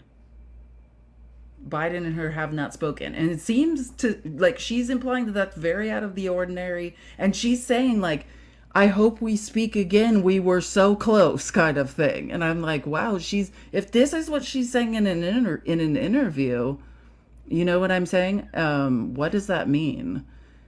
It says it's not clear when they will speak again. A painful reality that Miss Pelosi admits keeps her up at night. Quote, I hope so. I pray so. I cry so. I lose sleep on it, end quote. She told Dave Remnick, the editor-in-chief of The New Yorker, earlier this month when pressed on whether her relationship with Mr. Biden would survive. Crazy, right? Yeah. Look, I mean, Joe Biden's still a person who thinks that he could be running for president and that he could win and that he could do a good job. I don't. And he could have. I think he could have. You know what I'm saying? Yeah. Like, I get that. I understand what he's saying. Yeah, so I could understand how he would feel like people went behind his back. I also think it was the right thing to do. I think sometimes if you have a friend who isn't going to listen and now you have to choose party over friendship, I don't know that I necessarily believe her. They clearly knew. I think they clearly knew that replacing Biden with Harris was going to be a home run, because that's a bold strategy. That takes a lot of guts to take somebody who's losing and just assume whoever they replaced him with was going to work out. They had to have seen the polling. I think they recognized it. I get it. I think I would be hurt if I was Biden too, and if I was Pelosi, I probably would have done what she did. So I feel like whatever position I was in there, I probably would have done the same thing. Well, yeah, and I'm not done. It's more interesting than I just said. So so she's talking to this guy, the editor-in-chief of The New Yorker, Remnick, and then says, but like, so she's very complimentary, and you could tell she's very remorseful. It seems like that she's not talking to Biden and feels awful about it, but then starts talking about his staff. And then you get that, and what it seems like she's implying basically is like, Congress felt they didn't know what his staff was telling him and what they weren't. You know, like they're trying to say, hey, are you guys showing him these polls? Like, is he grasping the numbers? Like, and they felt like they were kind of closing ranks around Biden. And so listen to this. So she's been less generous about Mr. Biden's staff. Quote, I've never been that impressed with his political operation. They won the White House, bravo. What forced her to intervene uncomfortably in his political future, she said, was that Mr. Biden's team was, quote, not facing the facts of what was happening. And this is another thing. So someone to look up if you're interested in doing more research on this, because I didn't recognize the name. She's naming someone specifically on Biden's staff. His name's Donilon. It's Donilon, Mike Donilon. She has singled out one of Mr. Biden's top gatekeepers, Mike Donilon, for particular scorn. Quote, I didn't even know what Donilon did, she told the Washington Post. I thought he was a speechwriter. Mr. Donilon had recently left the White House to help oversee the Biden campaign. And in an interview with the New York Times columnist Ezra Klein, she raised questions about whether Mr. Biden, listen to this, remember that letter he wrote to Congress? Well, in an interview with Ezra Klein from the New York Times, Pelosi raises questions about whether Mr. Biden even wrote a defiant letter in early July to Democrats in Congress, stating that he had no plans to drop out of the race. Quote, it didn't sound like Joe Biden to me, she said, implying that a member of his staff or family may have written it for him. It really didn't. So like, for anyone looking for more insight, I suggest this article, because it links to a Washington Post article, New York Times column, it links to the New Yorker. So I found this fascinating because we're getting little bits of insight into like what Pelosi's perspective of, and if Pelosi's perspective, you can bet is the perspective of Congress, you know? So yeah, but this is the one thing, like this is the thing she's best at. right? She's best at understanding where people like just understanding the reality of where they are. That's why she was such an effective leader. Is she was somebody you don't go who to didn't. The floor without the votes. Yeah, she's not a tactician. This is what exactly. she does. She's she's like a legitimate politician. She's not up there with principles where she shows up every day and is like, here's my principles, here's what I care about, here's what I'm doing. No, like her job was to make sure they got shit done wherever they could. So none of this is surprising to me. I don't But think. and look, think about it. Like, she's a tactician and has said, like, she prides herself on always counting the votes, like never going to the floor without the votes, knowing exactly who was in her pocket. I remember an interview of her saying, like, even when you have your votes counted and you know they're in your favor, you need to have a couple extra in your pocket. Like, you need to find a couple more people who you can leverage in some way, like in the final hour, if it comes to that. And like I have to pee so bad real quick. Oh no, go ahead. Yeah. So my point being with Nancy Pelosi is Nancy Pelosi largely spearheaded this, it would seem, right? And took a huge gamble, but that's a leader. This is someone who did the research, knew where Congress stood, said, hey, we're going to lose Congress. We're going to lose the House, probably the Senate too, and the White House. What can be done about this? And took a risk. And like, this is a huge gamble. Imagine if she's wrong. No one is sure. Like, will the polls bear it out? Will people accept Kamala, a black woman? Like, Nancy Pelosi took a gamble and was 110% right.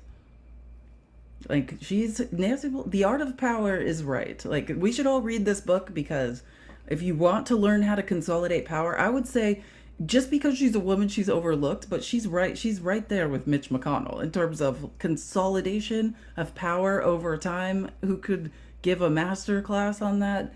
Nancy Pelosi is a tactician who does not miss. Anyways, I just found this article completely interesting. So, and there, like I said, there's more articles on that, and I plan to do more research. And I'm sure as time passes, like, more people will have more to say about it. I wanted to quickly go over an article that talks about Trump's economy speech, or whatever you want to call it. It's the first article in the outline. It's called Tic Tacs, Tampons, Turmoil. What Trump's economy speech actually covered. And this is a statistical analysis. Like, Philip Bump is my favorite writer, and this is an example of why, because he's breaking down in this article. Trump was supposed to stick to the economy, but what was he actually talking about? Listen to this. Over the course of nearly 12,000 words spoken from the stage, about 2,000 actually detailed the economy, which they were still ramblings, but like related words. And even those were generally a mishmash of robotic teleprompter pledges and off-the-cuff riffs about whatever happened to be on Trump's mind. So there's actually a breakdown, like a color-coded breakdown of every word of Trump's speech yesterday. And if the whole thing was supposed to be about the economy, right? 38% of the 12,000 word speech yesterday attacking Harris. Like, this is all broken down in a color-coded graph. You can see it. 16% of the speech was about the economy. Standard campaign rhetoric, so all the oldies but goodies, 44%. And even the stuff on the economy, like, if Eddie would actually listen to this, he came to a point where he's just like, blame it all on the immigrants, all of it. even though the immigrants are like helping inflation, right? Like, their labor contributing to Social Security and never taking out of it in many ways.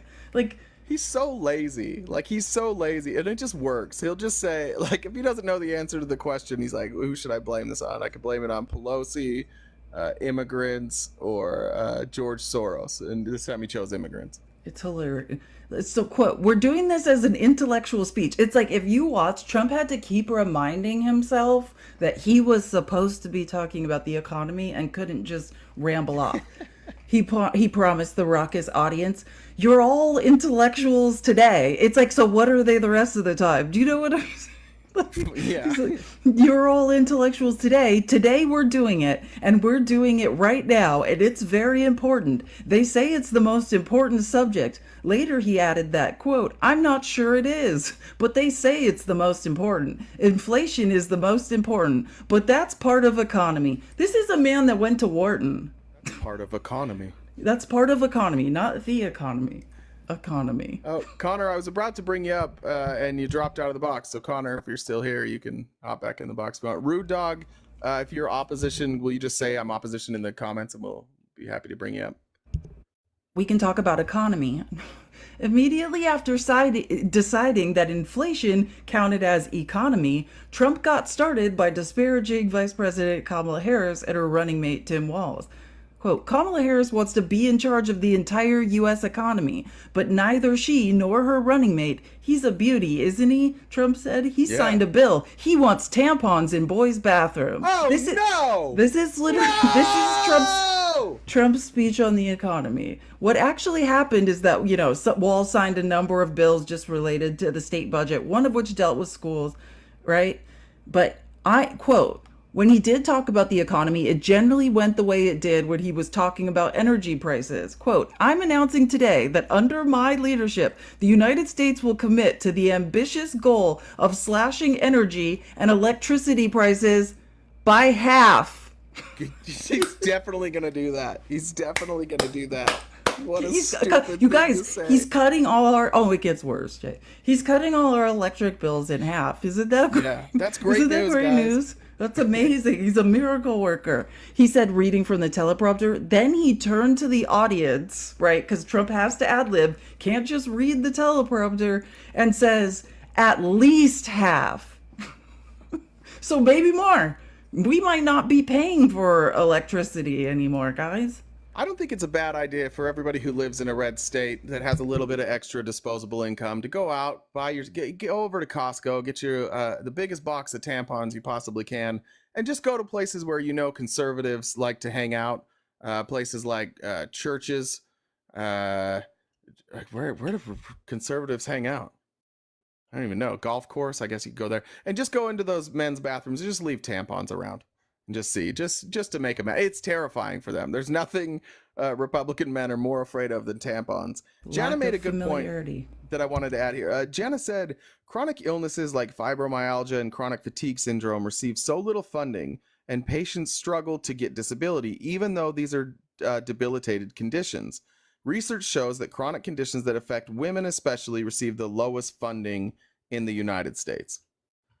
And that's part of that's part of the idea behind Medicare for All, is that you don't have to, there's people that choose their jobs based on their insurance, or there's people that have insurance and it doesn't cover these conditions. That's the whole point.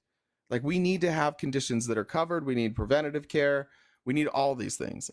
Thank you for bringing that up. Like Jenna. we That do was with MS. brilliant. Are you guys aware, like, when people have MS in this country, it's subsidized by the government? Then you go on Medicare.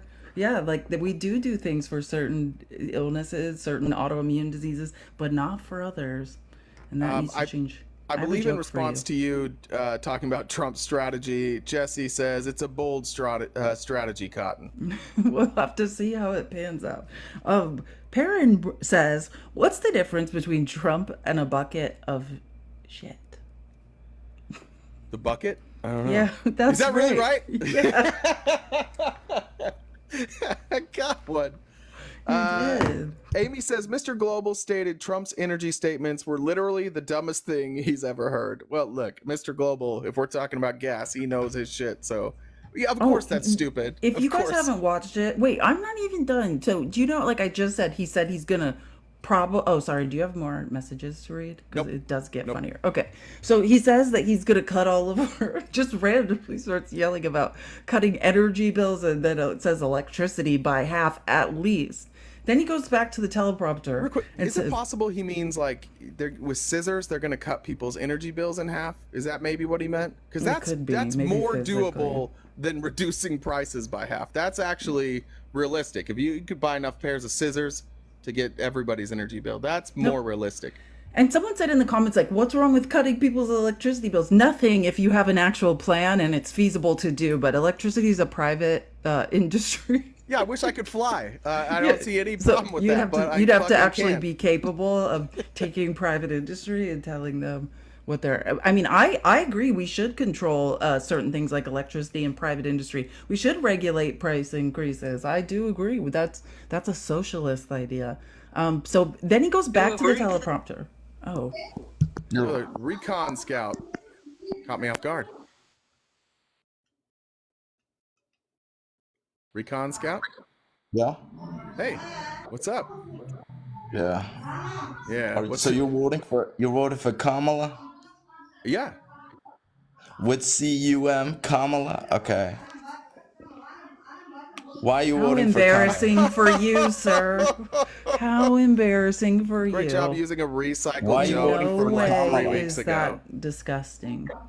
Why are you voting for Kamala? Or Camilla? I think honestly I was on the fence till I met you, and now I despise you so much You that I'm don't gonna like a vote wall, for bro? her. Yeah. You don't like a wall, bro?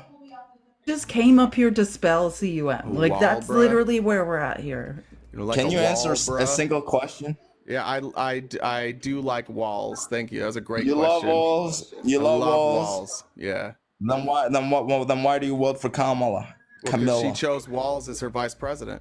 Do you think it's weird that you're going to vote for a guy who claims to have built the wall, but also that we imminently need to build the wall? Do you find anything logically inconsistent Do about you that? find anything That- logically inconsistent?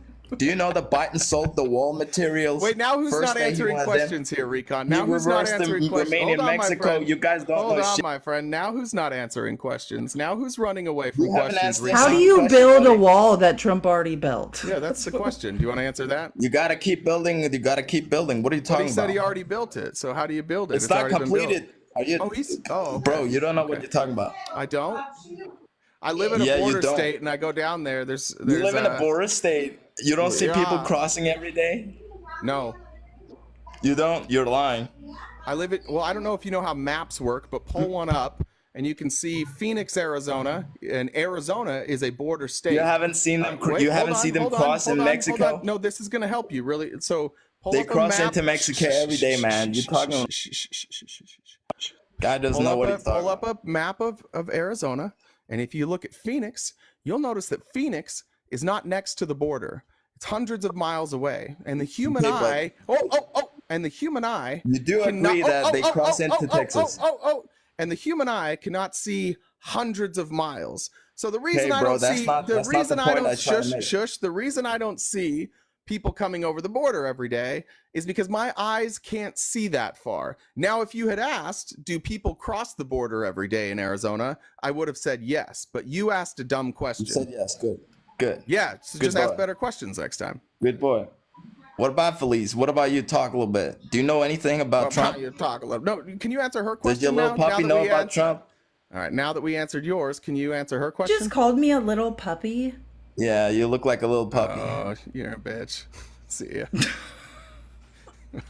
Such a little. You have no Yeah, impulse puppy. control today. Yeah, I don't have patience with. You bigots. have no impulse control. Actually, that was probably one of the nicer things someone said to me on the internet, so I'll take it. Yeah, but keep talking, MAGA folks. You're doing a great job convincing voters. You're doing great. Spinster, go ahead. Look how Hey, hot what's up, Trump Jack? looks in that Hey. picture. So yeah, I listen to your show a lot, Oh, thanks. which is kind of weird because I don't really like. I'm voting for Trump, but I listen to your show. But I don't know why. Maybe I just learned some things. Like, and he got mad. wait, And I hear someone else talking. something. That's not you. No, What is that? Is I don't that know. another live? oh, no, I don't know. Hold on a second. Oh, it's Bill. I was listening to Bill. Oh. Maher. It is. I was like, I recognize that voice.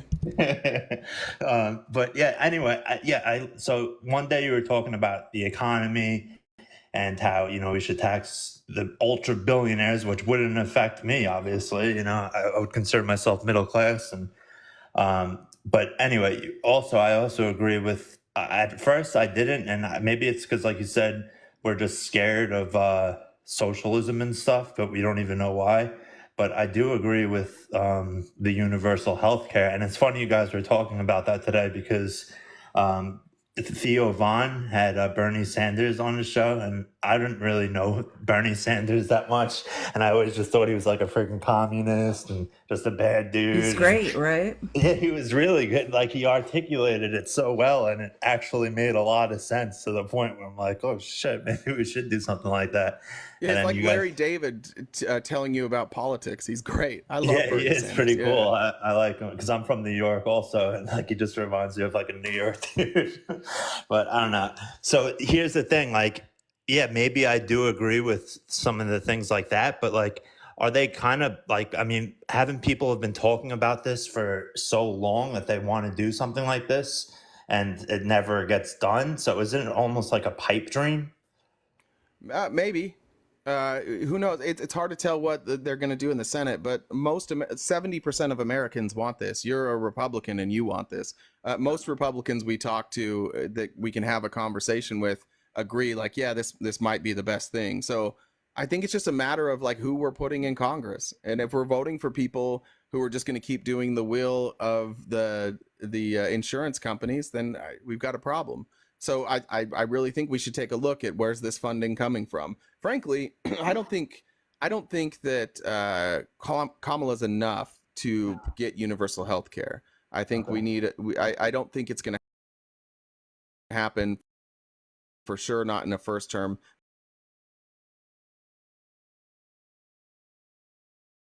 Maybe a second term, but we still need to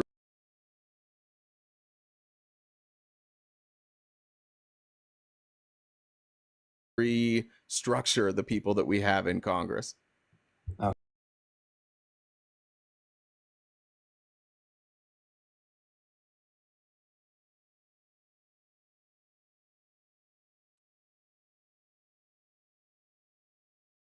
We need it. Okay. So it really, basically, it doesn't really matter.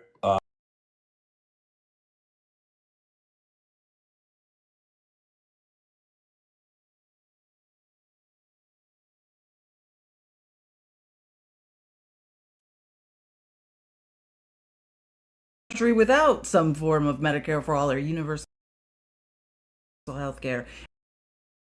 And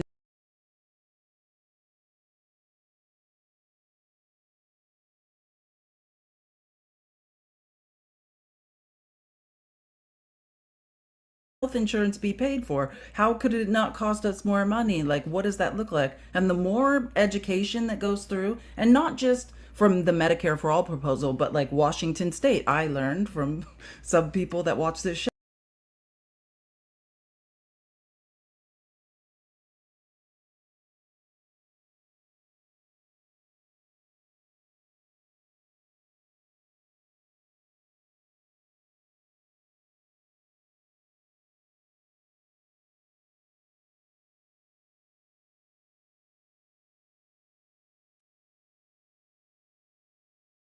Look like, and the more education that goes through, and not just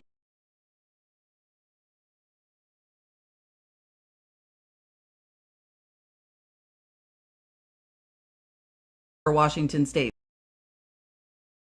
Thank you, Liz. Like, the last place I would have thought I would have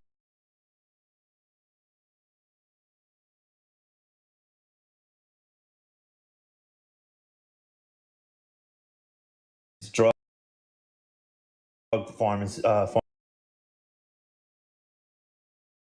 pharmaceutical company.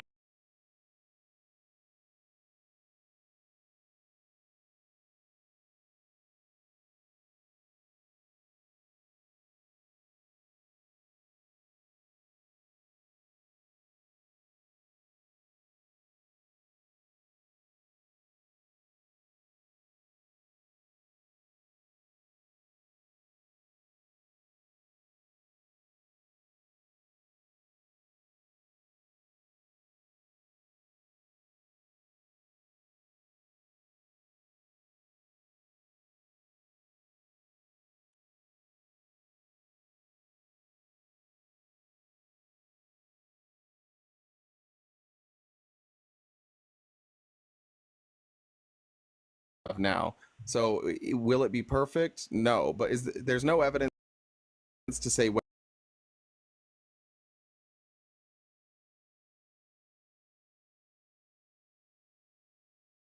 wait times would go up.